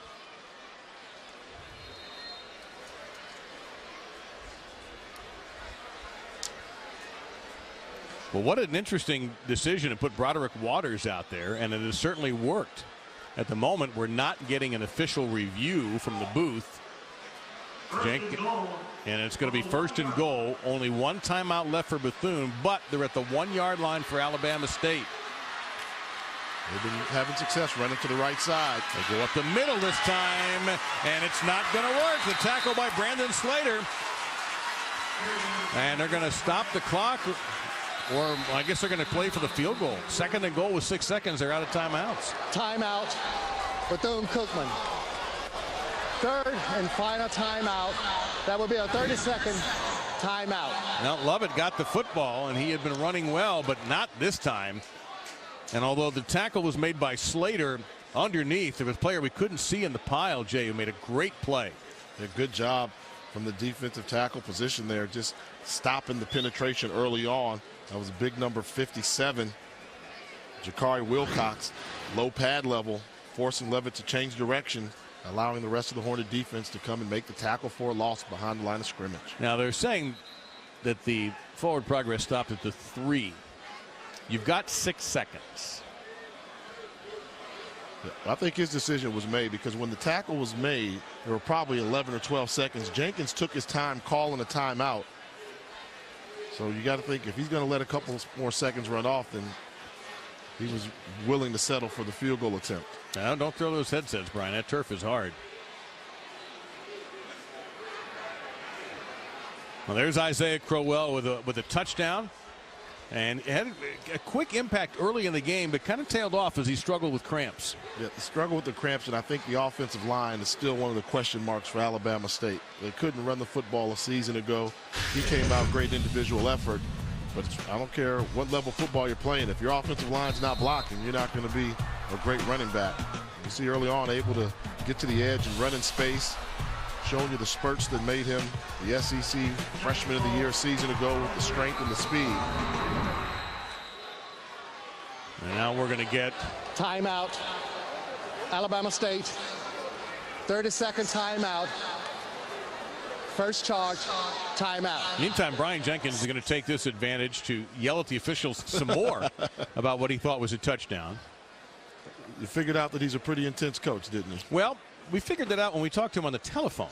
I didn't even have to see the pictures, but he's not giving that up. The thing is, it's not going to ultimately matter because it's not been ruled a touchdown. It won't be ruled a touchdown. He sent the field goal team out, and then Alabama State called the timeout. Hurd had missed a kick earlier, but that was from 45. This will be closer to 20 yards. What's interesting is that Rod Holloway, the referee, is giving Jenkins plenty of time to talk it out. Normally in that situation or a timeout, if you've heard enough as an official, you can just walk to the middle of the field or huddle up with the rest of your officials there and talk about it. But in this case, he's willing to listen to them. It was an incredibly close play, by the way. I was a little bit surprised we didn't get a review from the booth as Hurd puts 3 on the board for Bethune. He made more than half his field goals last year, and he handles it. He is at 50% for this season. So Bethune thought they should have more points than they do, and they left 1 second on the clock. And you can understand why Jenkins really would like for those officials to take a look at that. I mean, that's the opportunity to make this a 1-touchdown game instead of being down by 11, which requires you to score a touchdown. And but here's the thing. He has to come upstairs and yell at the people up here. He's given these guys 30 earfuls, and they didn't. You know, let's go back and take a look at the play that has Jenkins so worked up. And there may be other things, too, by the way. But this is the play that he thought was a touchdown. And maybe he just wants to know, why wasn't it reviewed? You know, if that's a potential touchdown, then he might have been calling for them to take a look at it. Well, you can always challenge. The other thing is just a reminder that review comes from upstairs. Upstairs calls down and says, hey, we need more time. We want to look at this some more. I'm a little surprised it didn't happen. And then particularly that there was an injury on that play as well. Right, which I remember saying. It gives them a little extra time to hit the rewind button a couple of times. Hands down balls. It's so close. The ruling on the field, again, the indisputable video evidence would have had to overturn the call of not a touchdown. Never got to that point, never got to the review, and Bethune settled for the field goal. And they'll just, oh my, you better get that. And we have a flag down. Hang on just a second. The half may or may not be over. We have a flag down at the line of scrimmage, and the referee's going to make sure. The players are running off the field. Bethune Cookman has outgained Alabama State 246 to 198, but the one stat that matters is the score. Illegal formation on the kicking team. That penalty is declined. End of the first half. That's because the folks here want to see the bands. They don't want to see another kickoff. Still going at it is Brian Jenkins. Calmly. And now a look of resignation. All right, we're all right now. I'm done. Wild. Let's go down to Paul with Reggie Barlow. Coach, play of sophomore running back Isaiah Crowell in the first half. Isaiah, you know, he's a special guy. Of course, he has the power and strength there, and we just got to give him the ball a little bit more. He's doing a good job for us, and we got to give him the ball. He's feeling it. Defensively, you held Bethune Cookman scoreless in the first quarter. They put up 10. What's the point of emphasis defensively in the second half? Really just not being complacent. You know, our defense was playing really well. Guys got a little lax, so we got to go and coach them up, get them come back out with a lot of energy and get ready for the second half. Thanks, Coach. Thank you, Paul. Thank you, Coach. Our score at the half is Alabama State 21-10 over Bethune Cookman. Coming up after the break, we'll check in with Jesse Palmer and John Anderson in studio with the State Farm Halftime Report.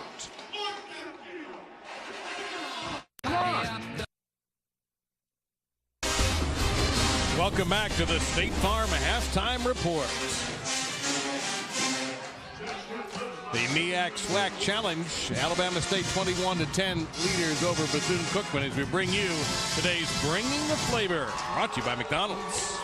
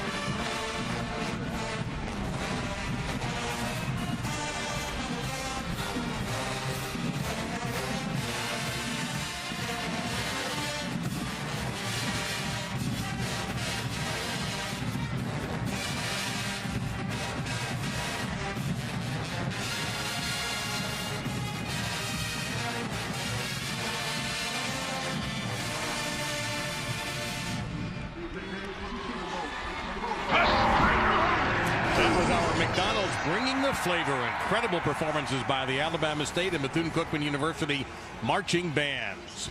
There's your score. Coming up with a second half in a moment on the MEAC SWAC Challenge presented by Disney. Halftime report is presented by State Farm. For auto, home, life, and banking, get to a better state. Hey, Mike. Ready? The world takes note. This is Dick's Sporting Goods Kickoff Week. And we are back here at the 2012 MEAC SWAC Challenge presented by Disney.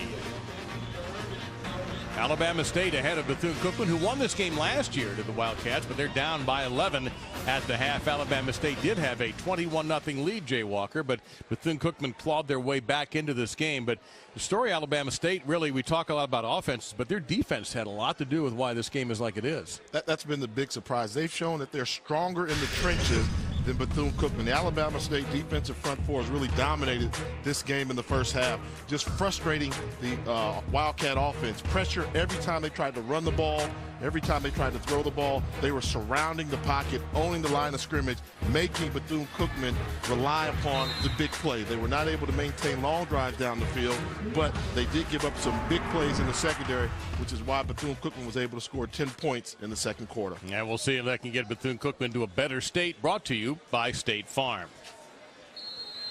Bethune-Cookman outgained Alabama State in the first half, but not outscored them. And Bethune will get the football. Yes, they will.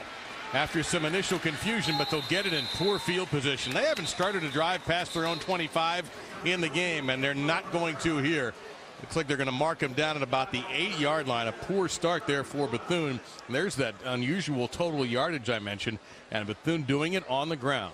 Yeah, I mean, they've got the number of plays they've got in there, haven't been able to punctuate as many drives as they would have liked, missed some opportunities, and they've got to shore up the special teams. They muffed a punt earlier. Alabama State made them pay for it.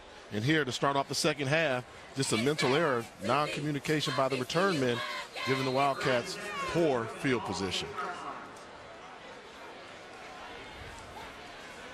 And the quarterback looks to be Broderick Waters, number 11 for Bethune.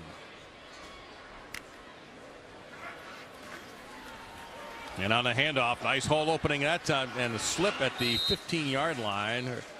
excuse me, the 10-yard line, a gain of about 3 for Jackson. Let's go to the third member of our unit on the field, Paul Carcaterra.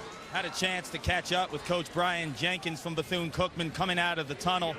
He said he's going with Broderick Waters in the second half because he gave some life to their running game. I also asked him, Coach, why were you so upset with the officials in the last few seconds of that second quarter? He thought that play, Jay, should have been reviewed. He called a timeout.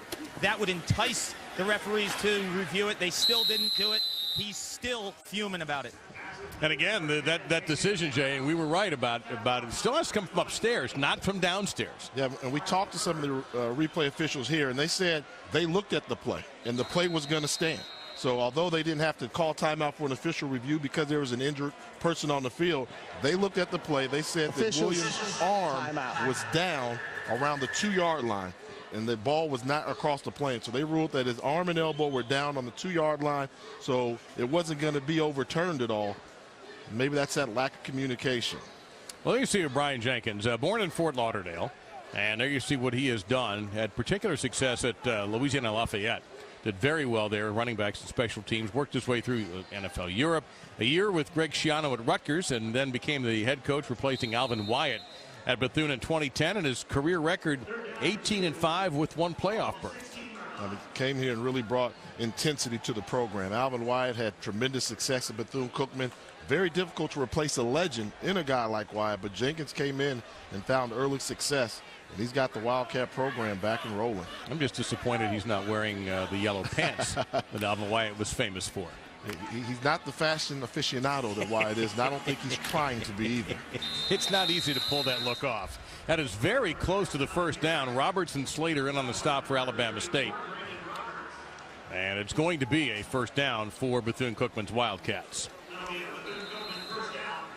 So between Isidore or Ike Jackson and Rodney Scott and a little bit of Lovett, Bethune has used 3 backs, and Waters showed he could absolutely run when he was out there.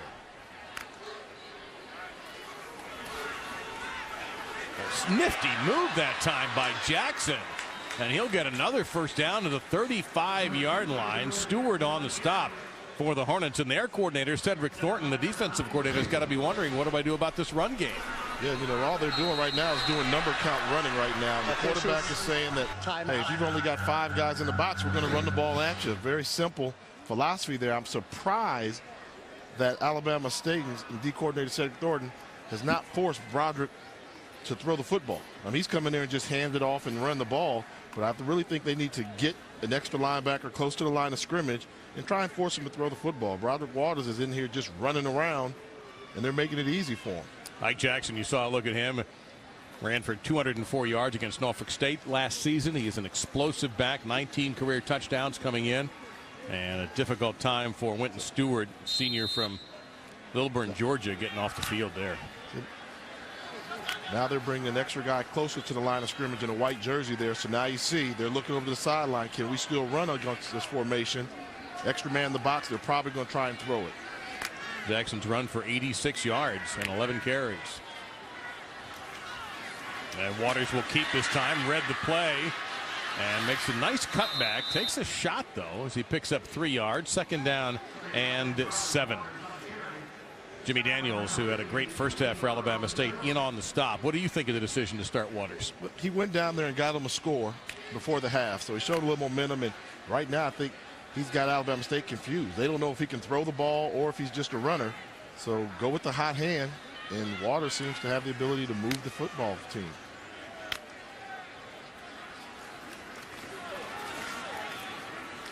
Couple of yards there with the 41, they're going to say. That'll set up third down and a long 4 for Bethune. Jackson with his 12th carry. And, you know, all the talk before the game about Isaiah Crowell for Alabama State, and he does have a touchdown, the former Georgia Bulldog, but Jackson has perhaps been the better running back so far. At least the stats back it up. And in the second quarter, when this game was getting away from Bethune-Cookman, it was Jackson that really got them back into this football contest with good hard-nosed running.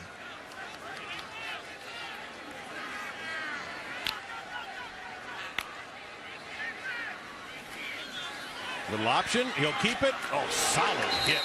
short of the first down. Brandon Roberts, number 34, the senior from nearby Winter Haven, Florida. That's just a beautiful tackle.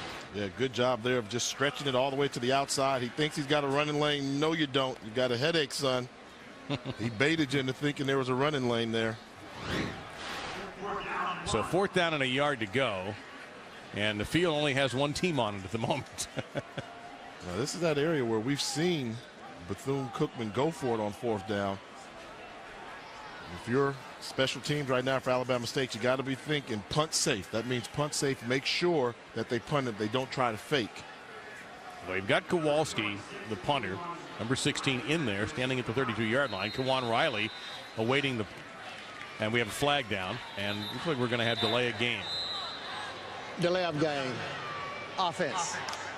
5-yard penalty. Remain. 4th down. And that may have been deliberate. Make it a little bit easier for Kowalski to blast away. He does have a big leg. And again, the play clock, if you're used to seeing it on your screen, is not working. So the officials are the ones responsible for keeping that on the field. Nifty kicks there for Riley. Lycos. Every DB has to be special, don't they? I mean, you don't like them. I forgot. Exactly. You're a quarterback. You don't like DBs. What if he was a wide receiver? They'd be okay? That'd be sweet. The punt lands at the 31-yard line of Bethune. Downs it there. And Alabama State, and we'll see if we get to see the sensational sophomore Isaiah Crowell, number 1, with Greg Jenkins and the Alabama State Hornets offense when we come back to Orlando in the MEAC SWAC Challenge.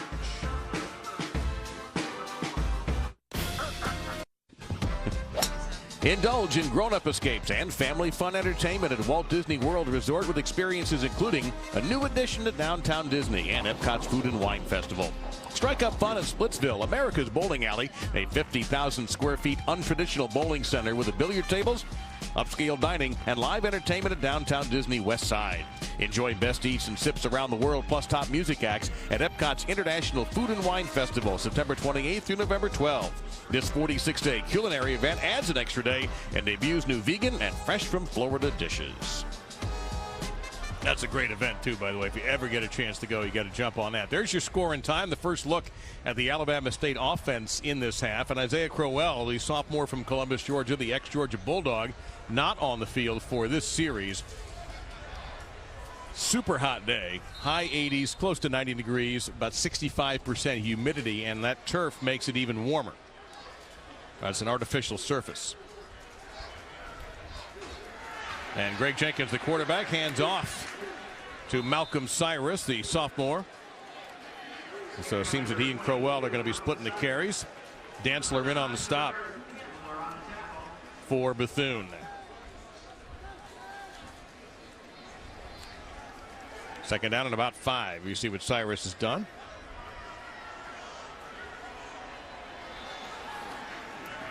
Jenkins, good runner. Look out from behind.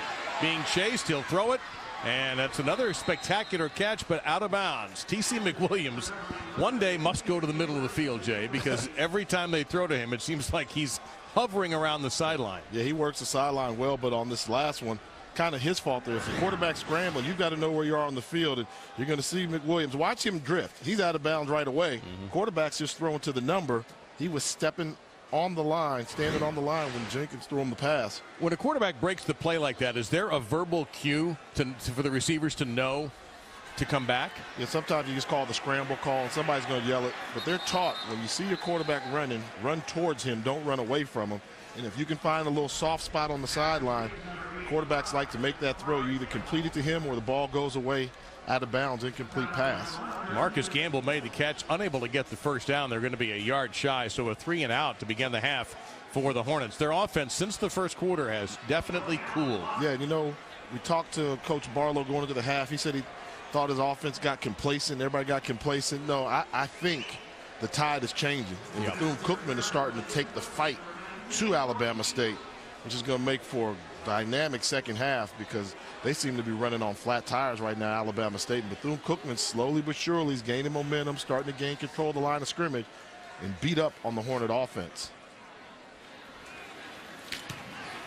Low line drive kick from Wenzig. Caught to the 20-yard line and getting out to the 30-yard line. So pretty decent. In fact, this from Courtney Keith on the return gives Bethune outstanding field position for the way their day is gone. You still think you colder than me? No, don't tell me. Tell Tank. And who you supposed to be? Back. The 2012 MEAC SWAC Challenge, brought to you by Dick's Sporting Goods. Every season starts at Dick's. And Coors Light, a proud sponsor of the MEAC SWAC Challenge. Coors Brewing Company, Golden, Colorado. The parade at Epcot, the MEAC SWAC Challenge presented by Disney. And when you get the bands from these two schools who were incredible at halftime, opportunity to entertain, you got to take it. Who won the battle of the bands? I call it. Don't answer that. Don't answer that. I can't win. Don't answer. No, don't do that. I didn't want to set you up. I like it when my Twitter account blows up, and I like it when I say something nice rather than get in trouble. So I'll hold off. In this whole atmosphere, you talk about Epcot battle bands. I mean, what an opportunity for both these institutions to come and participate in this game. And this is like a bowl game atmosphere. Absolutely. On this level of college football, you don't have bowls. So for them, this is a bowl game atmosphere on the FCS level. Great job by Walt Disney and the MEAC SWAC Challenge Committee. And Rodney Scott, he got a double hit that time as a flag down. Michael Showers hit him high. And let's see what this flag is all about. Holding 6-9 offense.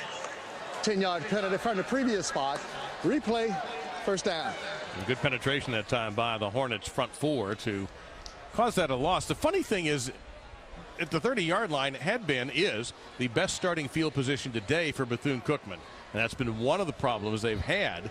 They put together 5, 6, 7 good plays, but then when you start as far back as they've had, Jay, it's just not possible to sustain it. Yeah, very tough fighting that uphill fight all the time, and that's why they had to get those big plays. But some of those drives, even when they had the 54-yard pass, they still didn't score a touchdown on it because they've had such poor starting position. Broderick Waters getting the second half start, throws a dart that time, and they're going to get that first down. Catch made by KJ Stroud, the senior from Brooklyn. Darius Knox on the stop. Jackie Wilson started the game for Bethune. Struggled a bit, and Waters came on in the second quarter late, led Bethune to a field goal. Bethune thinks it was a touchdown, but it ended up being a field goal instead of a touchdown at the goal line, and Waters stays in. KJ Stroud, who made that last reception for the Wildcats, he and Eddie Poole, both transfers from Rutgers University. Starting wide receiver combo from New Jersey came on down here to Daytona Beach, Florida. Let me fix one thing. It is not a first down. They got more than the penalty yardage back. It's 2nd and 7. Now they have the first down and a lot more as Waters dances down the sidelines, and he stepped out of bounds. And he stepped out of bounds. They're going to call it back at the Bethune 49-yard line. This is that zone read there by Waters, and we talked about he's a converted wide receiver. Good job of pulling the ball out the stomach of the running back and turning on the jets to the outside, trying to do a little tiptoe, but stepped out of bounds just a little bit before he could get his momentum going towards the end zone. Second time today, Bethune has had a big play tuned down because of stepping out of bounds. It's 55 yards rushing, though, for Waters. And what a jolt he has given Bethune, mainly with his legs. And now into Alabama State territory. This is Rodney Scott, who ran well in the first half and continues to do so. He'll get a first down, a gain of 11 to the 40-yard line. Let's go down to that warm field and Paul Carcaterra. Humidity continued to be a factor in this third quarter. First down. Alabama State players are dropping like flies with cramps. Trainers are working on them. Defensive end coach John Hendrick knows the importance of rotating his defensive ends to stay fresh. This guy knows a thing or two about the position. Played on that 1982 Pittsburgh team with Dan Marino. He's a 295 defensive tackle stud. And I see Paul rocking the towel down there. It is a warm afternoon in Orlando. Rodney Scott getting it out to the 35-yard line. A couple of flags down. Grab another face mask on the defense. 15 yards added to the end of the run. First down. And there's another Alabama State player. Brandon Slater is slow to get up. Timeout. Yeah, it's really the combination of it's hot outside. Talked about the turf, how it attracts heat, makes things even hotter. You know, during the halftime warm-ups, you saw Hornet players coming out on the field and going back into the locker room trying to get some more liquids in them. Or air conditioning, if there is any. And probably some IV bags were being used, I would imagine, at halftime in both locker rooms as well. Well, we hope you're enjoying Sunday college football. We got a game following this one, and we've also got a great one on Monday night. On ESPN, Tevin Washington leads Georgia Tech against Logan Thomas, the number 16 ranked Virginia Tech. The Hokies aim for another run at the Coastal Division. College football primetime is presented by Russell Athletic, Monday at 8 Eastern on ESPN. Also available live on Watch ESPN. And Logan Thomas, a little bit of a breakout year last year. Probably didn't want to get that interception number down a bit, Jay, but still a solid year. Yeah, you know, coming in there after replacing Tyrod Taylor, I think he exceeded the expectations they placed on him in Blacksburg, and now he's coming up for a Heisman Trophy campaign. They think he's got that type of talent. And when I think of guys like Logan Thomas, you know, when I played in the NFL, you know, I was a pro-size quarterback, right? 6'4", 230 pounds. These guys now, Logan Thomas, 6'6", 250 pounds. Wow. That's Cam Newton's size. Cam Newton's got a new trend going, doesn't he? Yep, he does. You can be that good. You can. E.J. Manuel's a big quarterback down at Florida State. I mean, they're getting bigger, stronger, and faster. Now, you were kind of the exception when you played as opposed to the rule.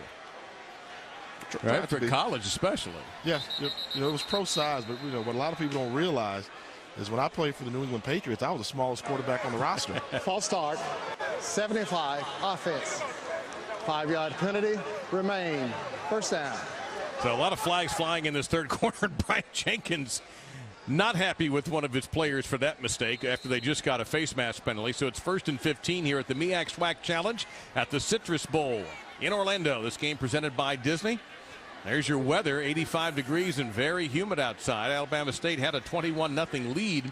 Bethune has clawed back. The score has not changed since halftime, but Bethune has good field position. With Jay Walker and Paul Carcaterra, I'm Dave Lamont, and going toward the end zone, and touchdown for Bethune. Jomo Gordon.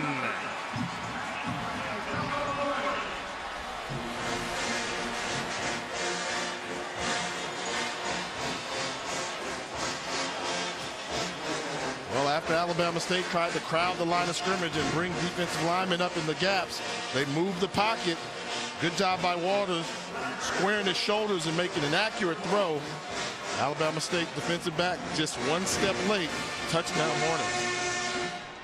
So a 4-play, 46-yard drive in 2 minutes and 37 seconds for Bethune. And this is the closest they've been to Alabama State since the game began at 0-0. With 5:53 remaining in the third. And the difference maker, Broderick Waters, who came out of the second quarter. He's now thrown his first touchdown pass of this season.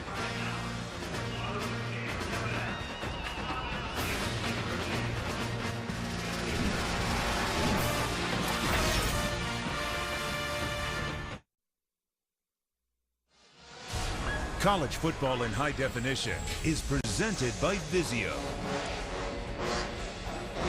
The famed Globe at Epcot and the famed Bethune Cookman Band, and they're pumped because their team, once down 21-0, has closed it to 21-17 in the third quarter. As Jay Walker brings us our look at today's Lexus Playbook. Well, when you've got a team that's really trying to stop the run, you've got to throw the football. Take a look at the number count here. Alabama State made the adjustment. They've got 7 guys within 5 yards of the line of scrimmage. When you've got that many guys in the box, you can't block them. Move the pocket, escape outside, buy your quarterback some more time. Perfect execution on the throw and the catch. That's our Lexus Playbook.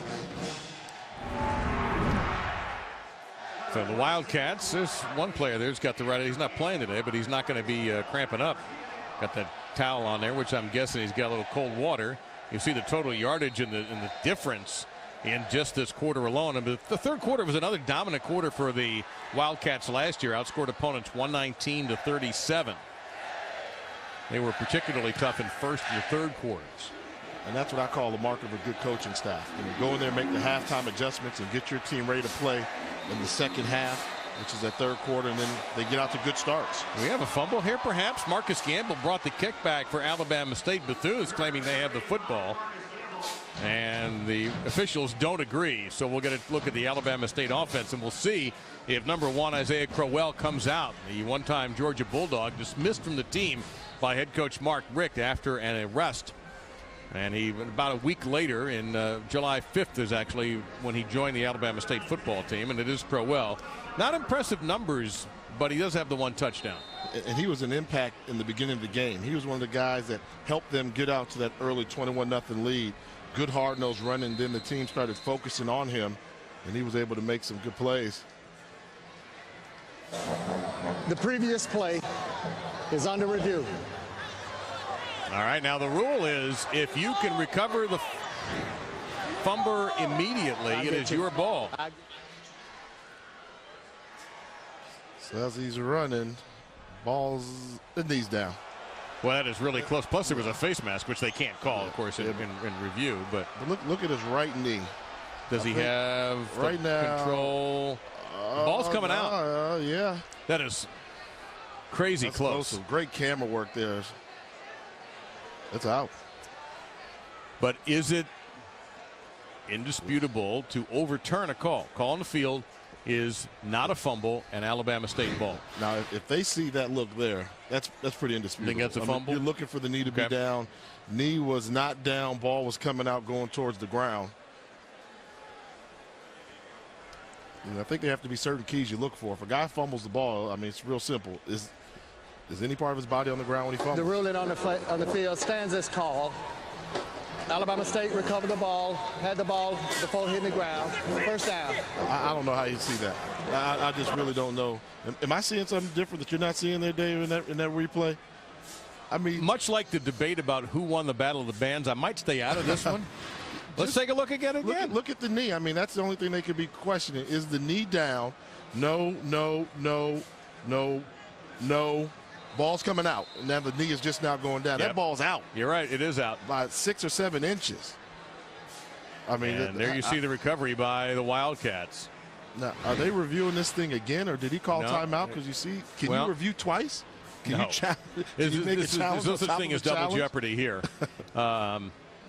He's got a right to be upset. I mean, you see it there. That ball was out. It's a good thing that Bethune only has a short bus ride back to their campus as opposed to, say, a long flight. Let's go down to the field and Paul. I'm on the Bethune Cookman bench. A lot more life on this sideline compared to the opposite side of Alabama State. These guys know they're back in the game. Offensive line coach John Powers challenged his group, said we need to stick together, get after this defensive line, we'll wear them down. Remember, guys, they returned all 5 of their top rushers from 2011. This is a unit that's deep running the ball. Yes, and they Bethune has run the ball especially well, and that's been the difference in how this game went from 21-0 to 21-17. And Jay said, can they review it again? And I said, of course, no, but they are. Now, I don't think I've ever seen a re-review. I haven't either. You would think you wouldn't have to, but so maybe they're going to come up with the fumble, but you got to think, you know, and I'm a big fan of what we talked about earlier. I don't care how long it takes, get the call right. And if they've got to review it twice in order to get the call right, within the time frame, go ahead and do it. We're going to look at it again, but I'm told by our producer, Todd Jones, that this call is going to be overturned. It's the right thing to do. I mean, I think if you look at it, all you're looking for is the knee. You're not worried about sidelines and things of that nature. Nothing's down, nothing's down. Right knee is not down, ball's out. And you see the other thing that helps Bethune is the immediate recovery. Yep, and you see he knows it too. Right. See, the runner will give you with his body English. He tries to grab it right away. He knew that he lost it, so he tried to recover it. And I'm telling you, when they overturn this place is going to erupt. And the Wildcats have really seized momentum of this football game. And the issue, I'm told, is where the ball is going to be spotted, which should be about where it is now. I don't think there's going to be any dramatic change.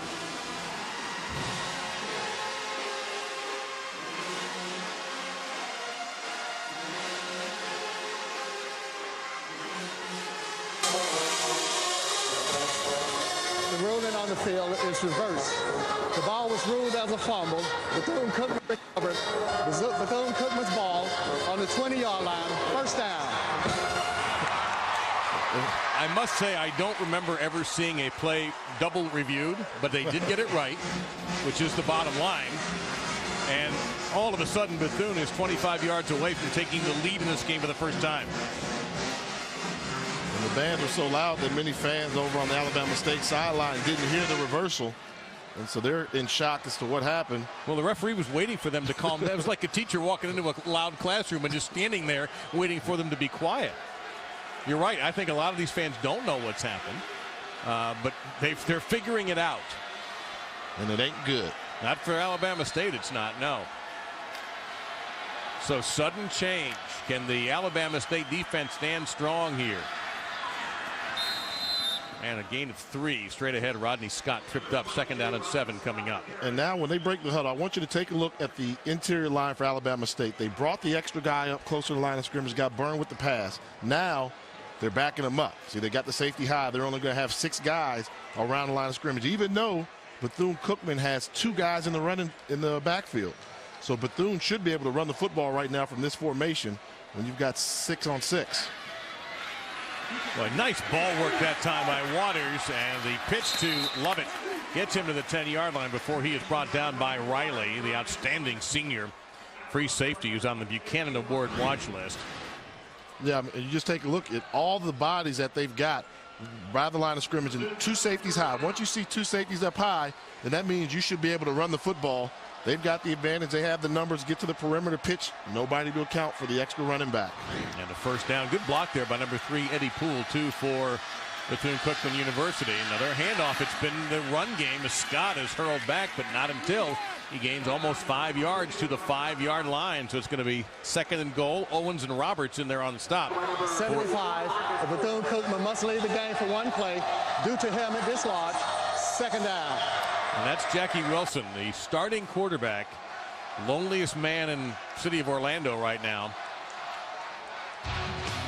It's Waters again. Well, he's going to walk in.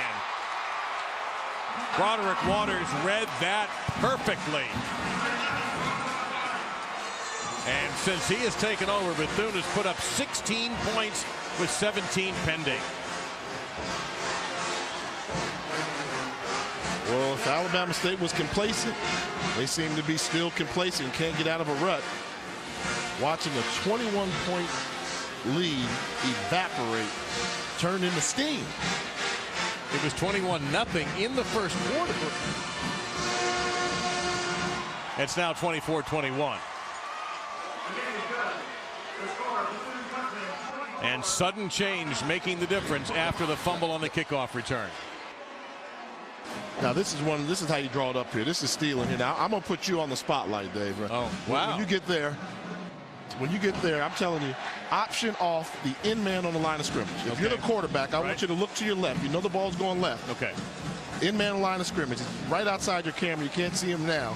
But when he comes in, you tell me how easy is this decision to make. As we run the play here, you're gonna watch number 53 come in. He goes flying. That's the in man on the line of scrimmage. Yeah. Go by him. What's his normal responsibility as the quarterback? Yeah, now let's make it easier. See, you see him knife down that way. Once he knifes down that way, that's the easiest look you can have in the court. I'm going to show you to him. That's him right there. Okay. That's the in man on the line of scrimmage. Follow him. If he goes with the football, you take it out of his stomach. He's going to knife down. This is as easy as stealing from a baby right there. Football 101. It looks like something you do at walkthrough. Yeah. You know, whether you don't want to hit the QB, don't hit him, and he just wanders right in the end zone. And they design it that way. That's why they leave him unblocked. So they're willing to take one guy and leave him unblocked, and he's got to make a decision. He made a poor decision, and they paid for it.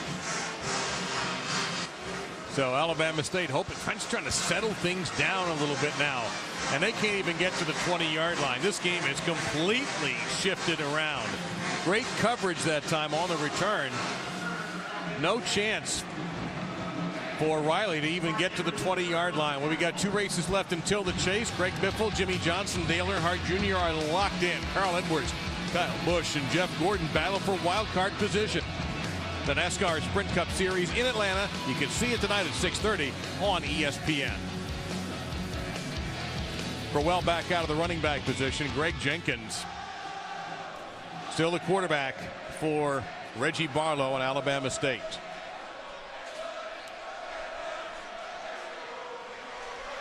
Pressure from the edge, and Crowell doesn't get much at all. Brandon Richardson, number 50 in there. Crowell looks a little bit frustrated. And now some of the flaws for the Alabama State offensive line are starting to show up. You know, you can have the greatest running back in the world, but if he's getting hit 2 or 3 yards behind the line of scrimmage, that's not a successful running attack. Jenkins, it's a complete. That's McWilliams to the 25-yard line. DJ Howard, number 23, on the stop for Bethune. This is a gigantic 3rd down and 4 coming up. They need to convert this one here because they've got to get control of this football game. The stadium, the band for BCU, pardon me, is rocking back and forth, eager to pick up their instruments. If they can force a punt, then they're really going to erupt. Look for Jenkins, find something. If it's not there, take off running. It's there. And a throw to the tight end. Justin Robinson making the grab and getting a very important 1st down for the Hornets, a gain of 7. Take a look. They're going to do extra protection. They're going to keep 7 folks in the block. Just find a 5-yard turnaround, pick up the 1st down. Good throw, good catch. And Coach Reggie Barlow in his 6th year at Alabama State. Well, that's a great read by Jenkins. He took a shot. There's a flag down. No flag. We thought there was a flag initially. There was no foul on the play. Thank you. Good hit by Derek Carter, number 34, defensive back. And that's why Greg Jenkins keeps his coaching staff on the edge of their seat. Picks up good yardage. Made a great move, got 7 yards, but you saw the hit at the end of the run. Yep. Because of his running style, he runs like a running back there. He's going to take a lot of licks. And as a quarterback, as valuable as he is to his offense, they tried to work on it during the offseason, but they said we're going to see how it plays out on the field. You know, it's like a golfer, Jay. You can work on your swing, work on changes, and then you get under a little bit of pressure and you go back to what you did, right or wrong. Yes. It's just natural. It's just instinctive. And Jenkins is not a guy who's going to quit easily on a play. Crowell slipped a bit that time. Fell forward for a yard. So here's another important 3rd down. 3rd down and 3. Make it 3rd and 2 coming up. And then there was Woodard on the stop. I know the game plan for Alabama State was to run and attack the perimeter. Crowell's a big back. He's a guy, get him going downhill. You know, don't have him running side to side. I'd like to see him do some power running up the middle. And I think he can move the pile to pick up yardage. Jenkins read it right. Does he get the 1st down? He does. So Alabama State keeping their drive alive with 2 1st downs now, coming up to the 2-minute mark in the 3rd quarter. Richardson and Fields in there on the stop. That was a great individual effort there by Jenkins. Wildcat defense did a good job of not only stuffing the run, but they had 2 guys around Jenkins as well. He was enough of an athlete to make 2 defenders miss and pick up the 1st. Look at what Bethune Cookman has done in the 2nd and 3rd quarters. They go to Cyrus, and he is swallowed up. He picked up 3 yards, but Jarkevis Fields, the leading returning tackler for Bethune. Don't forget, they lost Ryan Lewis and Ryan Davis, 2 stud defenders. And so it's going to be up to Fields to make up for a lot of that. Yeah, see, they're trying to run east-west and then tell the running back to find a lane to go north-south, but there's just nothing there. The team speed for Bethune-Cookman defensively is starting to give the Hornets trouble. Jenkins got a man open down the side, and he can't hit it. Trying to get it to Jarrett Neely. And I was just beginning to wonder when Alabama State was going to take a deep shot. Tim Burke was in coverage right there, number 21. So here's 3rd down and 7 coming up. And this is where they had success before. I was talking about running the 2nd man through the zone. This is him right here. So you have 1 guy go through the zone, and then the 2nd guy is going to come through the zone. That's where they've been attacking the pass secondary. So once the 1st guy goes, it's a pass off. And he's the kind of foot race, and they just missed. Great design schematically, just did not execute. Jenkins, 16 of 24, 168 yards. His 25th pass is incomplete. Nearly hung on to by Marcus Gamble. It was Gamble's fumble that set up Bethune to score the touchdown that put the Wildcats ahead in this game for the first time, and now Alabama State's going to have to punt. It's a football play here. Pretty good throw by Jenkins in the face of pressure. Gamble's got it in his arms, but the defensive back is taught when the wide receiver catches it, try and separate his arms.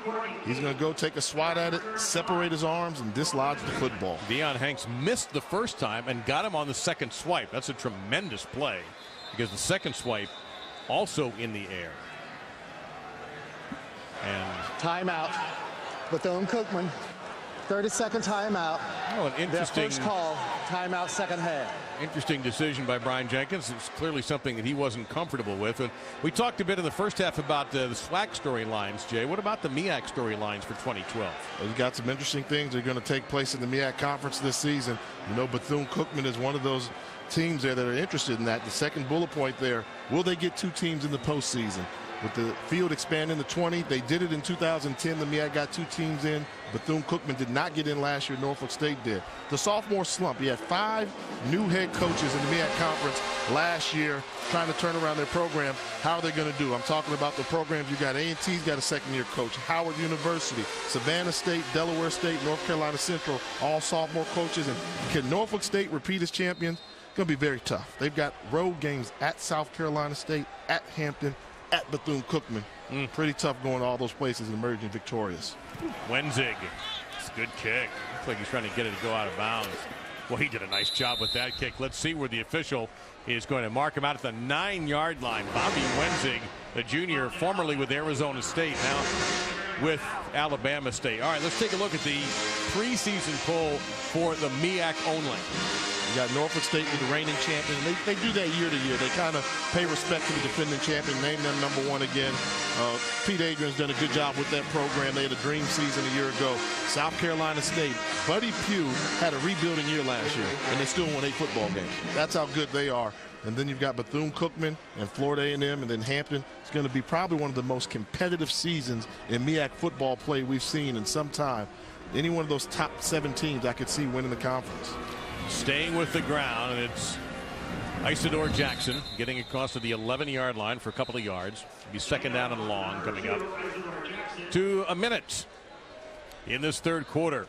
The game began quickly for the Hornets. If you're just tuning in, Alabama State led 21-0 at the end of 1. Bethune began to carve a comeback in the second quarter. It was 21-10 at the half. And now the Wildcats have taken the lead 24-21, and they've done it with a quarterback change. Jackie Wilson started the game, but now it's Broderick Waters, number 11, in a QB, and he has made an enormous difference.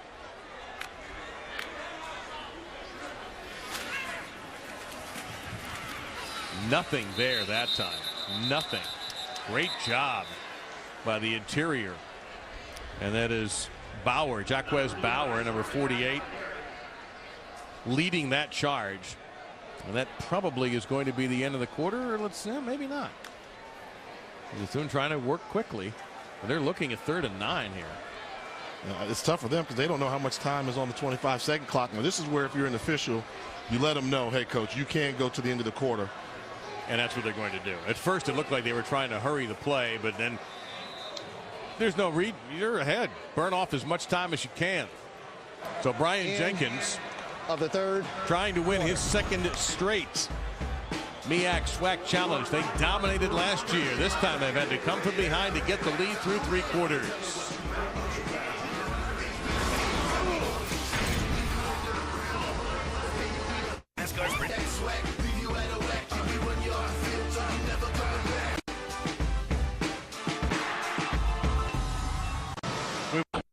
Down for Cookman. After they found something, and they've done it on the ground. Guys, stay with me. He said it with a calm demeanor. His players responding. We'll see the next time they step on the field. But to echo the whole Jackie Wilson thing with you, Jay, his shoelaces are undone. So unless he plays his game like Denard Robinson, this kid does not plan on getting back in the game. Yeah, and that's something that you can't do. I mean, at quarterback, you're just a snap away from getting in the game, having your number called. Sideline. And Waters gets a block. He needed it. And gets a couple of more blocks and gets into Alabama State territory at the 48-yard line, a 22-yard gain. I think that was Jackson who had one of those big blocks there, the running back helping out the QB. Yeah, Jackie Wilson's a good runner, but Broderick Waters is really effective running. I mean, there is absolutely nothing there. Cut against the grain, good vision, set up the blockers. And a quick pace. Only about a 1.5 yard pickup that time, straight ahead for Lovett.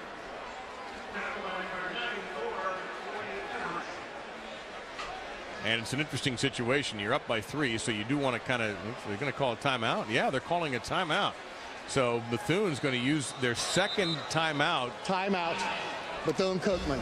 Having just one timeout left in a 3-point game. Is that going to be a factor later on this afternoon?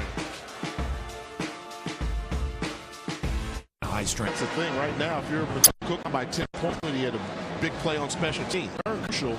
They had horrible position before. You give them a penalty, now they get an opportunity to maybe correct their mistakes. If you're Alabama State, you've got to try and set up your best return you've got, because they need some explosive quick plays to get back in this football game. Well, a little confusion there by Bethune. Now instead of the 35, the kickoff starts back to the 30-yard line. We have not had to enforce the new touchback rule on kickoffs, which brings the ball out now to the 25 on kickoffs. Any other kind of touchback, punt, turnover, so forth is still the traditional 20-yard line. And the other thing is, will we see the wraps come off of Isaiah Crowell? Paul Carcaterra, who's our sideline reporter, reported early in the game that Crowell was struggling a bit with cramps, with the heat, felt tight, just has not played much in this half. Part of it, of course, Jay, is Bethune's had the ball a lot. They have, but outside of the first quarter, he's carried the ball 4 times, twice in the second quarter and twice in the second half. And if he can't play because of cramps, that's a different story. But we've seen him go in and out. It's going to be another penalty here, and I think it's going to be on Bethune for another illegal formation. Meantime, Alabama State's going to get the football at the 25-yard line. That's a 15-yard gain on field position, but there's another flag that was thrown the second the ball was kicked. So do you do it a third time? Yes. Okay, and just keep moving up the field. Keep moving it.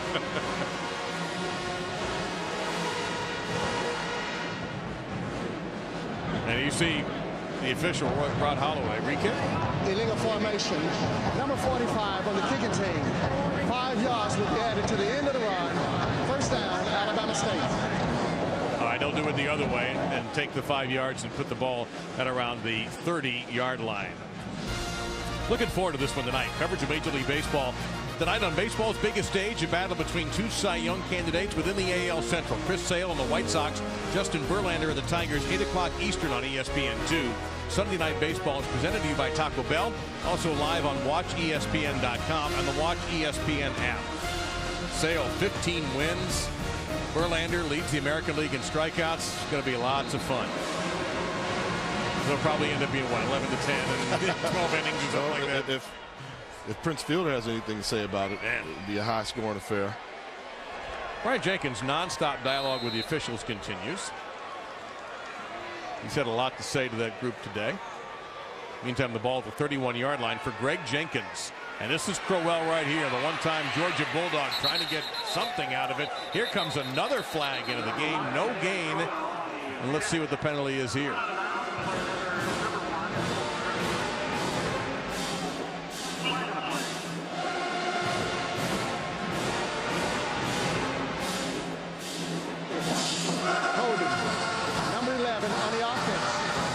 From the previous spot, replay, first down. That's T.C. McWilliams guilty. And receivers, they get out in the open. Those holding calls can come so easily for the officials because these guys aren't trained how to cheat with those hands inside. Yeah, and they're running right there where the official is only 5 or 6 yards away from them, so they can see it as clear as day. So instead of 2nd and 10, it's going to be 1st and 20. But Crowell there couldn't do anything. How would you utilize him? What would you do if you were calling plays? At this level, I'd have him just go ahead and run in between the tackles. You know, I know he's got the speed to run on the perimeter, and that's what they like to do. But on this level, go straight ahead, then let him bounce to the outside. Seems like they try to force him to run outside instead of open it up, making it free. Give him like a draw and just let him create something. Jenkins, that pass was tipped, and it's wide open and intercepted by Lane. Lane breaking some tackles, gets it down to the 20-yard line. Dawood Lane, also a Rutgers transfer. And Alabama State with a costly turnover and another flag at the 20-yard line. That may be for taunting. Did you see the blow that Crowell took on that? When that ball was in the air, he wanted to make a tackle. after the play. Unsportsmanlike conduct. Number 11, Bethune Cookman, 15 yards, first down. Crowell took the hardest hit of this game. I don't think that was on number 11. I think it's on number 13, the penalty, but Crowell's number 1. Oh, watch. In white. He's going to leave the screen, then he's going to come and try and make the tackle. Wham! Ooh. Woof. That's when ball's tipped. It's in the air. He's in the football position to make the tackle. He doesn't see it coming. And that's a good football play. Unfortunate that it happens to Crowell like that. But perfectly legal hit. Didn't hit him low. He tried to walk off and jog off. But well, he's 5'11", 190, solidly built. We had a chance to speak with him yesterday, and probably hoping he only got the wind knocked out of him. So after another flag is down, and we're going to have a false start. Prior to the snap, false start, 6-9 offense, 5-yard penalty, remain first down. So it'll be first down and 15. There is Crowell. And that's all he's been able to manage today. That touchdown back in the first quarter. This has been such a different game. And now we have another Alabama State player down. And cramps have been an issue today. On a warm and humid day in Central Florida, hot turf, going to get some cramps.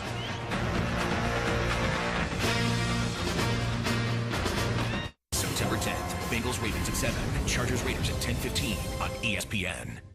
This is a key.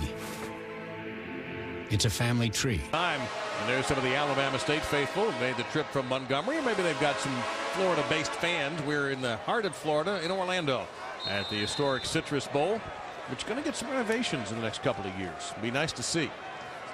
First and 15 following the false start penalty. Bethune Cookman with the football at the Alabama State 40-yard line. They're going to get a couple of yards there straight ahead with Jackson. It'll be second down and 13. Now I think if you're Alabama State, you almost have to sell out on the run. Play man-to-man coverage. Get an extra guy in the box. Don't allow Bethune-Cookman to take their time and methodically run down the clock. You see the Wildcats are in no hurry to get this play snapped. And if they can run and gain 2 or 3 yards at a time, they'll do it. Whereas your Alabama State, you almost want to force them to pass and make it incomplete so this clock will stop.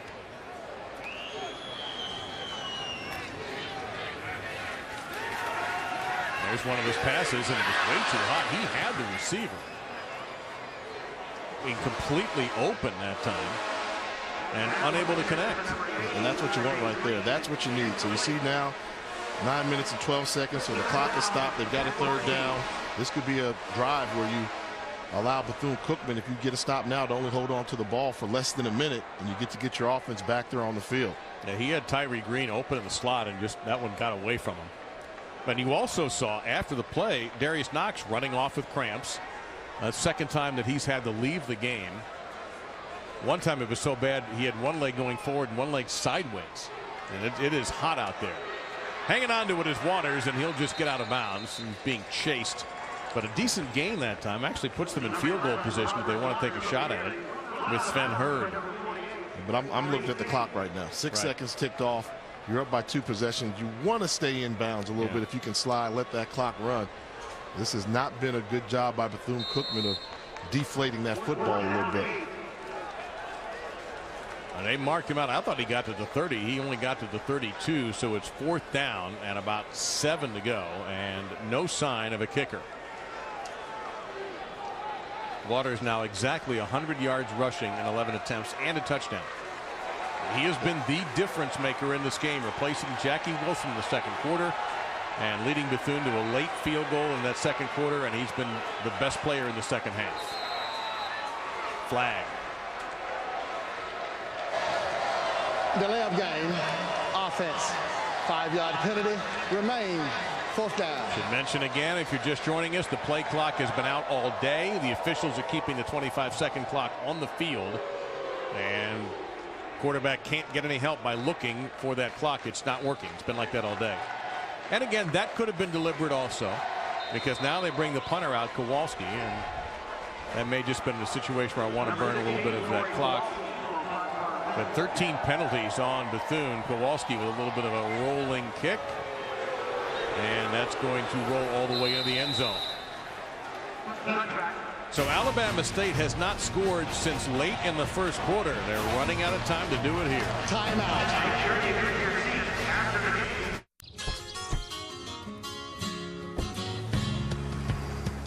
We always wanted a big two-story house. Everyone has a job to do, and we build a GMC for everyone. All right, Reese, that'll be a lot of fun to watch that one. A little bit later on, Bridgewater out of Miami, a big get for Charlie Strong at Louisville, and he looked nice. I saw him play a few times in person. He's a good quarterback. And so is Greg Jenkins for Alabama State. We haven't seen much of this. Jenkins running, particularly running in open space. He gets a first down and a gain of about 17. And that's what we're saying. When it's not there, you got to force feed the offense. Just take off and run. There's not an offensive coordinator in America that gets mad at a quarterback for gaining positive yardage on first down. Keep the drives going, move the chains. Malcolm Cyrus, number 22, is the tailback. Not Crowell. There's a tunnel screen to Landon Jones, and he is very close to the mark as he fell. Took a hard hit. One official coming in saying the ball is down. Dominic Addison flipped it. And we're going to have to give it back to the referees. Now you're starting to see Alabama State come out with the same play calling they did to start this football game. Wide receiver screen here to Landon Jones. Leaves his feet. Yeah. Brown calls that fumble. So good call. But it is not a first down. The previous play is under review. All righty. We don't think it's necessary, but what the heck? You want to get it right? Let's get it right. I predict this will be a short review. But it is not a first down. He's marked about a football shy of the first down. That should be quick. He's got control of it when he leaves his feet, comes down on the ground, the ball pops out. Now they may want to come back and, since they're looking at it, take a look at that spot, which spot seems to be pretty close. It's going to be hard to argue with that spot. I thought he got a first down, but an inch or two away you'd think wouldn't make a difference. The ruling on the field is Alabama State ball. So we're waiting for the indisputable video evidence, if there is any, to overturn the call.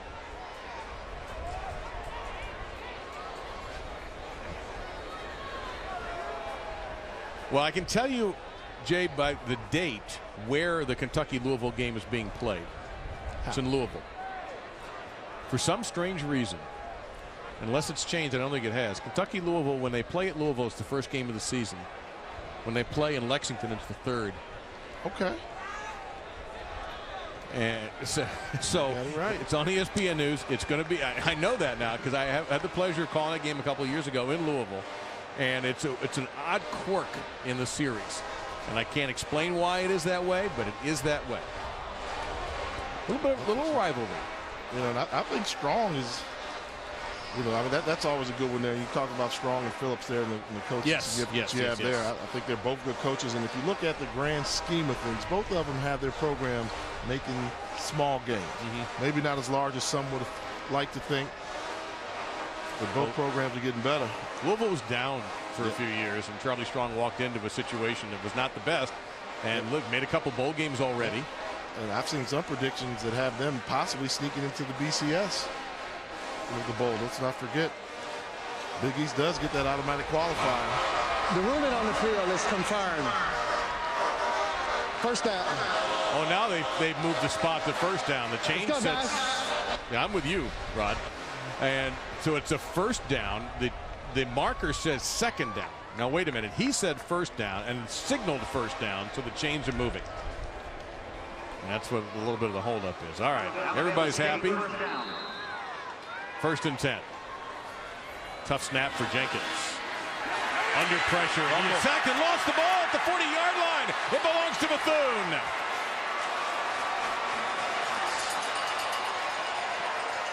It was LeBrandon Richardson who forced the fumble, and coming away with the ball is Harold Love. Brandon Richardson, one of those transfers for Bethune Cookman. They've been looking forward to making some big plays. Played at the University of Central Florida a season ago. gets his first career sack for the Wildcats, and it's a big one. Just a little bull rush there, locate the quarterback, hold on to him, got the strip, keep Jenkins away from the ball, and Bethune Cookman now. Things are looking really good for the Wildcats with a 2-point lead, less than 8 minutes to go. Third turnover by the Hornets today. And the look on Greg Jenkins' face kind of said it all right there.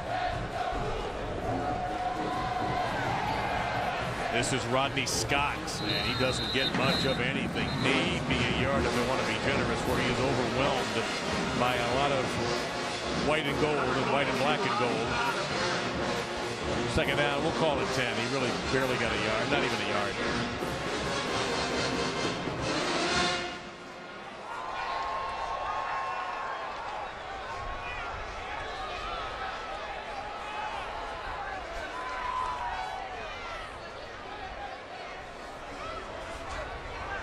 Now Bethune milking that clock, the play clock not operating, so that's why we're not able to show it to you. The officials in charge of that.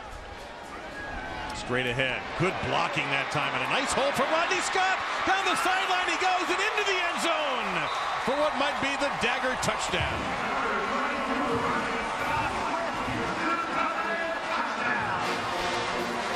The only time Rodney Scott got hit was when they celebrated outside the end zone. Body English from Alabama State says it all. Rejected. They don't know what hit them. 38 unanswered points is what hit them. Early in the second quarter, a couple minutes in, Alabama State led this game 21-0. And then it became all Bethune Cookman. They got the wake-up call, and what a great run there by Scott, showing a couple moves. Watch him spin the defensive back able to move. That's how you lead the cornerback coming in on a bad angle. Good runner that's going to make you pay. And talk about the intensity. Well, when this team got down 21 points, Paul told us down on the sideline that he challenged the team at that moment to start playing football, and I think they more than responded after. You got two 100-yard rushers, and Jackson sitting there with 98. And it has been a ground and pound attack here for Bethune. All the talk about Isaiah Crowell before the game, the transfer from the University of Georgia, the SEC Offensive Freshman of the Year. But it has been others carrying the ball for Bethune that have made the noise.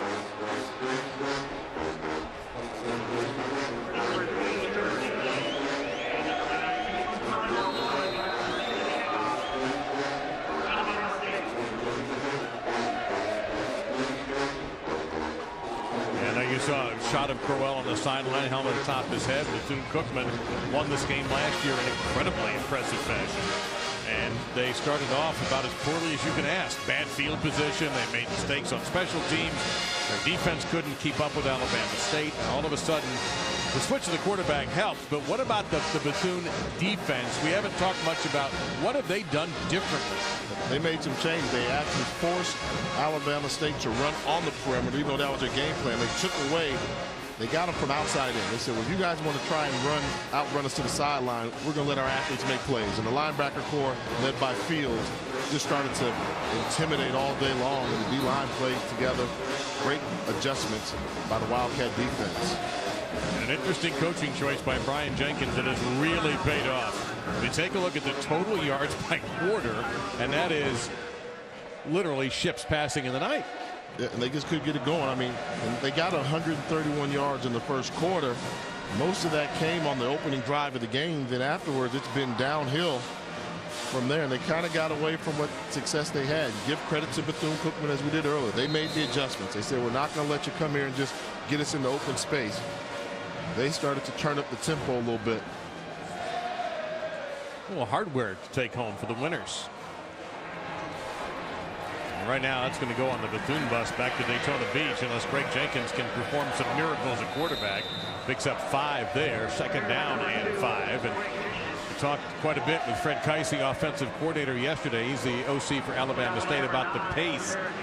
I don't think this has been the pace that he will be satisfied with. He won't. And you know, the strength of this team was the wide receiver core, and they kind of got away from throwing the football to those guys there. They've had success running the wide receiver screens, and they've got a good group. But when you got a quarterback that's running for his life, they've got to find that identity. Do you want to be a hardcore running team with a talent like Crowell, or do you want to continue to throw the football because you believe the strength of your team is in your wide receiver core? Jarrett Neely got a first down, and Jenkins out of the game. They bring in Daniel Duhart, a redshirt freshman from Macon, Georgia, number 15, to be quarterback. And Duhart will hand it off to Rodney Cross. So Reggie Barlow giving out some playing time now, and just like that, Jenkins is back on the field. Yeah, and I don't think Duhart playing was because of Jenkins' ineffectiveness. I think it was coming into the game. They said, we want to get our backup quarterback some plays. He's one of the most improved players we had from the summer to the spring. So it was by design. They wanted to get him in the game. But just for the one handoff, though, it's second down, and Jenkins is back in. The middle of the field is open. Bethune taking out an official. Oh, no. Oh, wow. The umpire got hit in the head, I think. He got pushed. He got hit in the back. Oh, that's the first down.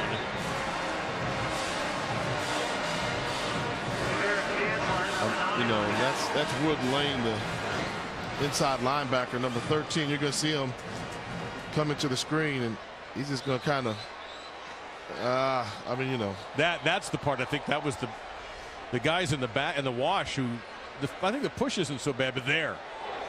He took it from the receiver. Yeah. Hit him in the head. And Lane wasn't going to run around him, and you know, you're not taught to give up ground. That's natural instinct for a linebacker.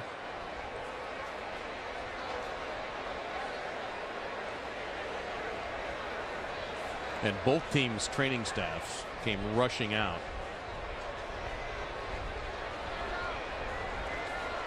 The officials from the SWAC conference. William Ginn is his name, and wonderful to see that he's sitting up. Umpires, of course, tend to be former players and former linemen because of the size of the people they're officiating. They tend to be bigger men and hopefully can take a lick.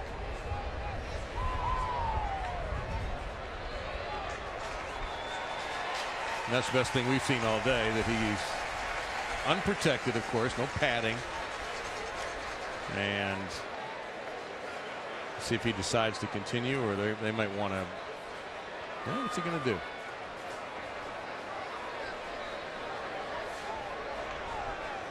Looks like he's going to go ahead and take some medical attention, which is fine. Yeah. Probably a very good idea. Warm day like this, you take a shot to the head like that, probably a good idea to find yourself a little shade and get some fluids in you, and hopefully he'll be able to come back for the final 5 minutes or so of this game. But Mr. Ginn's going to take at least a little time off.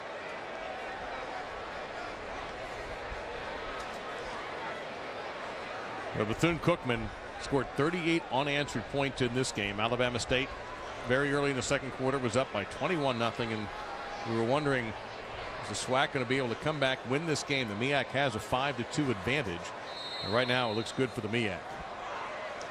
Duhart back in at quarterback, number 15. To the middle of the field. Notice the side judge has moved in, and man, did he get out of the way fast. Side judge has taken over that umpire slot. That's a critical slot because that's keeping an eye on holding penalties, and it's a very important position. Let's talk about having Duhart in here at quarterback. You know, we talked about Jenkins' style and how he likes to run. And you've got a quarterback that's off injured because of his running style. You better have a pretty good backup. And they feel like Duhart is a good backup. They just have to give him some experience. DC McWilliams gets a first down. We're going to check in with Reese in the studio. All right, guys, just underway in Louisville, Kentucky and Louisville as soon as we're finished with Alabama. All right, Reese, thank you very much. Again, that's going to be a tremendous football game. There's a natural rivalry between those schools in everything. And now there's some dispute about the down markers. We got one that says third, one that says second.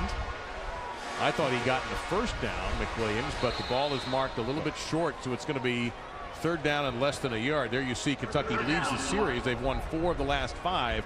Louisville won it last year, and Teddy Bridgewater, his improvement last year was fun to watch. From day one to when he finished the season, he just got so much better. And he's a reason why people are talking about the Cardinal and football aspect. Tremendous upside. Duhart didn't like the middle of the field. Now he'll get the first down. Got out of bounds also. 4:18 to go. 4:17 and the clock stops. Yeah, you're right about Duhart, because that was the one thing we talked to Fred Kice and to Reggie Barlow, and both of them were just effusive in their praise of Duhart. How much improved he is. He's got to see the field. So in a situation where I think Greg Jenkins might be done for the day, this is a fantastic opportunity for Duhart. Nice throw in traffic, and it's knocked away as we go down to Paul Carcaterra. Well, Fred Kice mentioned during the week when we spoke to him that he didn't want to have a situation, God forbid anything happened to Jenkins if he went down. He wanted Duhart to have experience going into that second, third game, know the complete offensive package so they can run with him. Kid looks like he has a pretty good release. That last throw there was good. Yeah, he's got some arm strength there. You know, like most freshmen, sometimes they come in and try and drill everything. You got to put a little touch pass to get that over the linebacker that's in that chase position. Little touch. Oh, that's a nice looking pass. That's a touchdown. T.C. McWilliams. And that's that throw that Jenkins tried to make time and time again. Second man through the soft cover 2 zone. And good throw there by Duhart.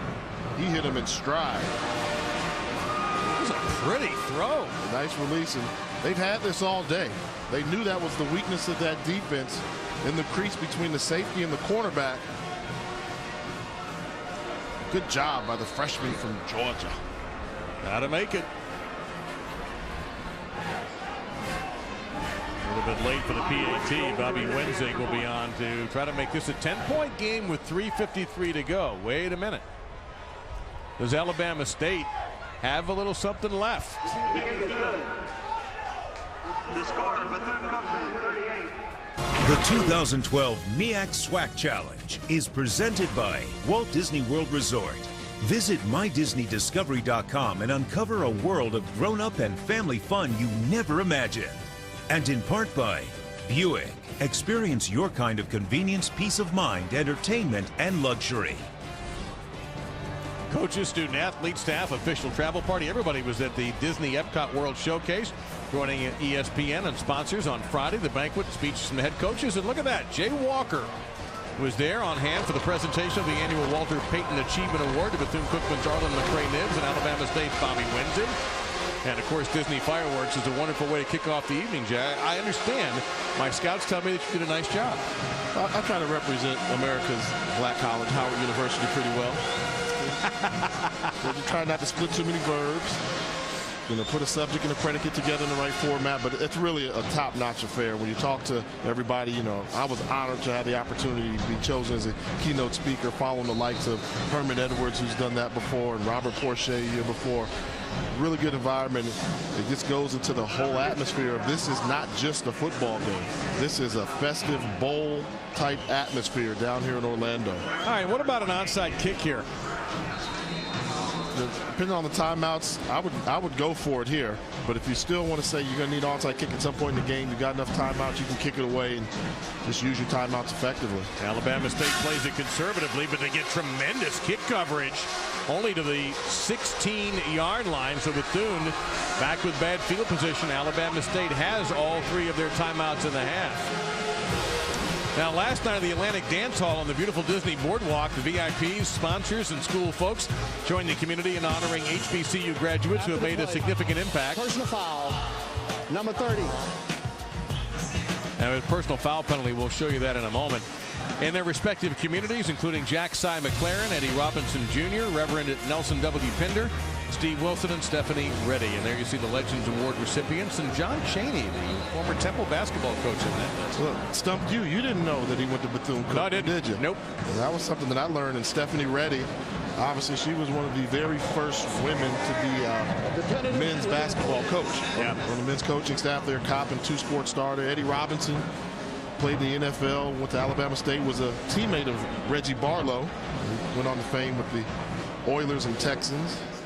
And then you've got Cy McLaren, did everything to Bethune-Cookman. He was a pro football player, he was a water boy, he was a coach, he was a women's coach, he was a golf coach, and he's still working and still kicking. Good to see Cy.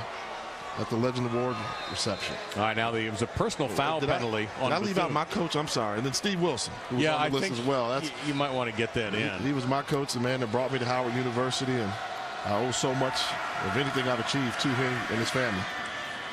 That's a 4-yard pickup. The personal foul penalty against Bethune Cookman drove the ball back to the 9-yard line. So will Alabama State start using timeouts here? They've got them all. It's going to be 2nd down and about 6 to go. They're going to say they have 2nd and 6, but no timeouts yet coming from Alabama State.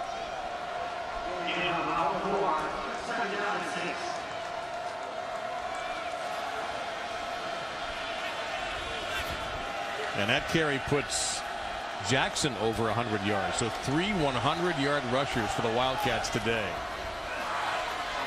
Straight up the gut. And Jackson all the way out to the 38-yard line. Isadore Jackson. Just find a crease, and he's a good hard-nosed runner.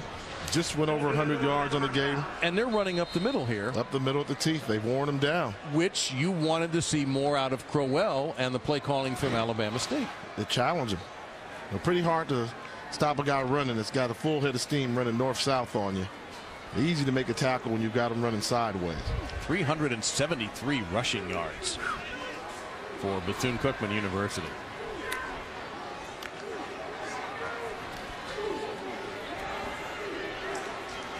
It's still 373 rushing yards. So now you've got to get the timeout. Yeah. So they didn't gain positive yardage on 1st down. You've got one of the stops. Now you call timeout. And you got to tell your defense right now, this is it.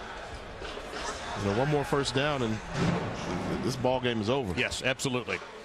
And it'll be back-to-back wins for Bethune in this game. Well, the man of the match has to be Broderick Waters, the senior from Sarasota, who came in relief of Jackie Wilson in the 2nd quarter and has shown the ability to win with his legs and with his arm. They came in here and really had command of the offense. Has a good presence there.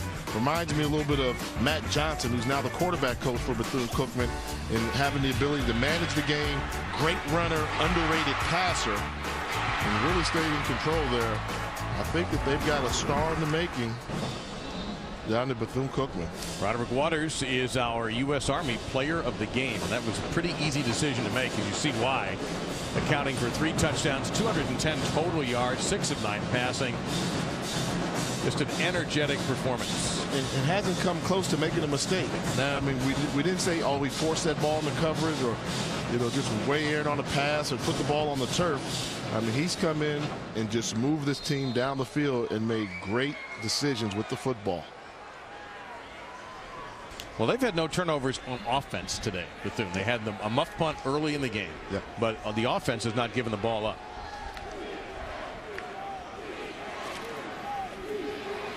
And a lot of penetration that time. Jimmy Daniels has played a fine game for the Hornets with a 2-point takedown that time. So it's going to be 3rd down and long as Alabama State burns their 2nd timeout. Well, needless to say, while we were doing a little bit of work prepping for this game, we did a lot of work watching TV yesterday, watching college football on our ESPN family of networks. Ohio. Tyler Tettleton had some other injuries. He had Stanford barely hanging on against San Jose State the other night. Yeah, life after luck is not going so easy there. Nope. And San Jose might end up being pretty good. They hit the skids there for a few years, but they may be on the way up a little bit too. 3rd down and 13. You talk about that Michigan team. I just think that Michigan, we know they can score points, but they've got to figure out a way to stop some people. I mean, defensively, you can't go week in, week out, think you're just going to outscore everybody. You got to get some defense that can make some stops. And defense making a stop that time sets up 4th down and long, and Alabama State will take their final timeout, stopping the clock with 2 minutes and 8 seconds left. Smothering tackle that time by the interior of the defense. Well, college football continues. Of course, Louisville, Kentucky on ESPN News right now. Tomorrow night on ESPN at 8 o'clock Eastern, it's the ACC. Tevin Washington and Georgia Tech, Logan Thomas and 16th ranked Hokies of Virginia Tech in one of the loudest places in the country, Lane Stadium. Oh, man. That's college football primetime, presented by Russell Athletic, Monday 8 on ESPN, also available live on Watch ESPN. By the way, the winner of this game has gone on to represent the Coastal Division in the ACC title game. Would you jump himself as a quarterback? Barkley is out there at USC. Landry Jones. We have Barkley's first play from scrimmage with a 75-yard touchdown pass. It being admittedly not all his doing.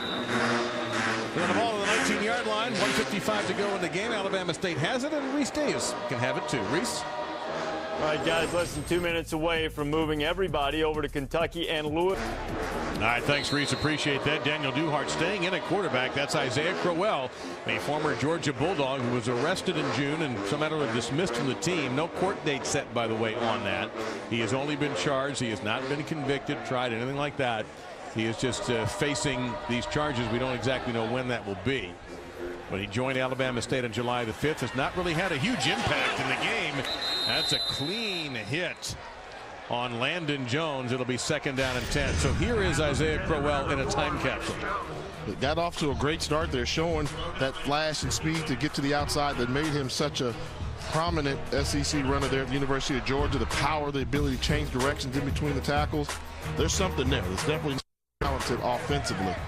I just think they've got to find that mesh point in terms of how do you utilize a weapon with so much talent like Crowell at Alabama State. Yeah, and Duhart guy has to get out of bounds, and he does, shy of the first down by a couple of yards. So it's going to be 3rd and about 1.5 yards to go. There's Crowell's numbers on the day. 35 total yards. Yeah, it doesn't look good. I mean, one point in the first quarter, he was averaging over 4.5 yards a carry. That came back a little bit, down to 2 yards per carry. And the offensive line really did not give him any help or support in the second half. They've got to get firmer up front. Got to hit this 3rd down, and it's going to be tapped into the air and intercepted by Bethune Cookman. That's Tim Burke with the ball. And I'm sure the coaches, there's a flag down on the play. I'm sure the coaches would rather he fall down. 2 flags. There may be a block in the back as well as a roughing the passer. There is a roughing the passer. Personal foul. Hit above the shoulder. Number 99 on the quarterback for the defense. Excuse me. 15 yards, automatic, 1st down. But wait a minute. There was also a flag on the interception return, I thought. There was a block in the back, but I guess when they come together and talk about it. This is Harold Love here. Let's take a look. Wow. Is that above the shoulders? There are 2 fouls on the play. Personal foul. Hit above the shoulder on the defense. During the return, illegal block in the back by the return team. Those penalties offset. Replay, 3rd down. As if that play never happened. Tell that to Daniel Duhart, who took that shot. But it's going to be 3rd down and about 1 yard, 1.5 yards to go. Brian Jenkins is going to have to wait. This is one time, by the way, I think on a hot day like this, the coach is going to want that ice bath after the game, the winning coach. In fact, Paul Carcaterra, who's been our reporter today, may be in that picture. Both fouls was committed by the defense. The block in the back would be declined.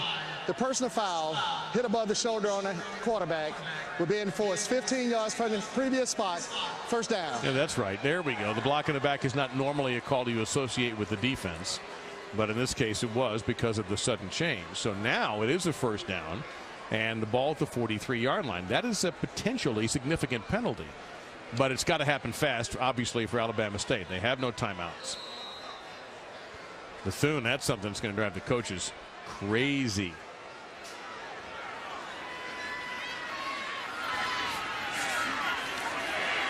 Oof, just dragged down by the jersey. Wow, Harold Love, who had the penalty on him before. Well, if I can't hit you with my shoulders, I'll just grab you with one of these big hands he's got coming around on a stunt. That is just untouched and overwhelming. Is there any doubt who can bench more in the weight room between Duhart and Love? Well, I'm not sure you want your quarterback benching more than a nose tackle, but slant pattern, Jones, and he'll hang on.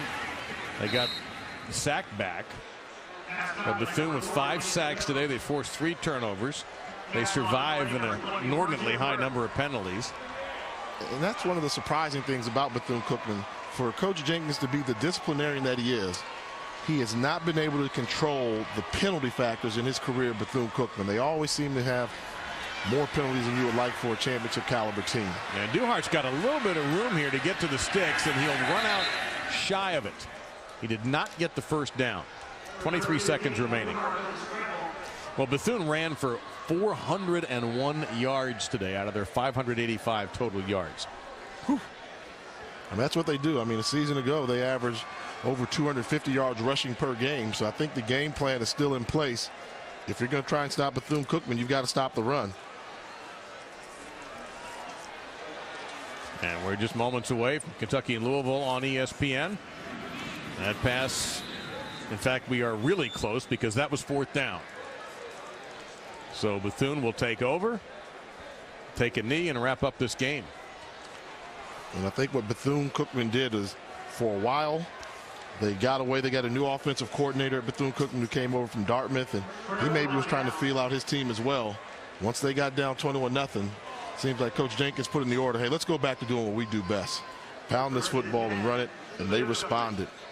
And their defense deserves a lot of credit, too. When you give up that many points that early, now one of them was a very short drive off of a muff punt, 20 yards, so it wasn't as if they were beaten up down the field. But that was an impressive job by their defense, especially in the second half. And Bethune, it doesn't get a whole heck of a lot easier. They've got to go to South Carolina State.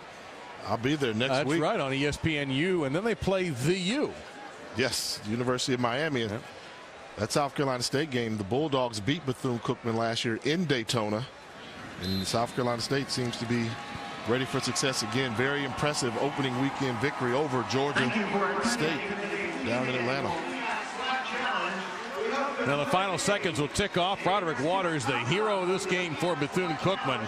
Ryan Jenkins celebrates with the fans. He'll relax for about 10 seconds. He's an intense coach and a winner today. That's his 19th victory. This is our HBCU Lexus post-game reports.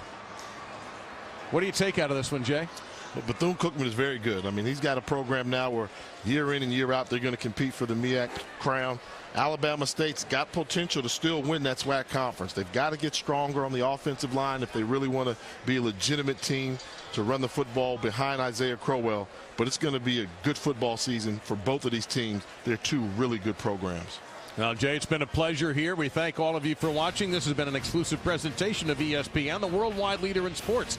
Coming up, Kentucky and number 25 ranked Louisville. For Jay Walker, Paul Carcaterra, and our entire ESPN crew, I'm Dave Lamont. Now, let's go to Louisville, Papa John's Cardinal Stadium.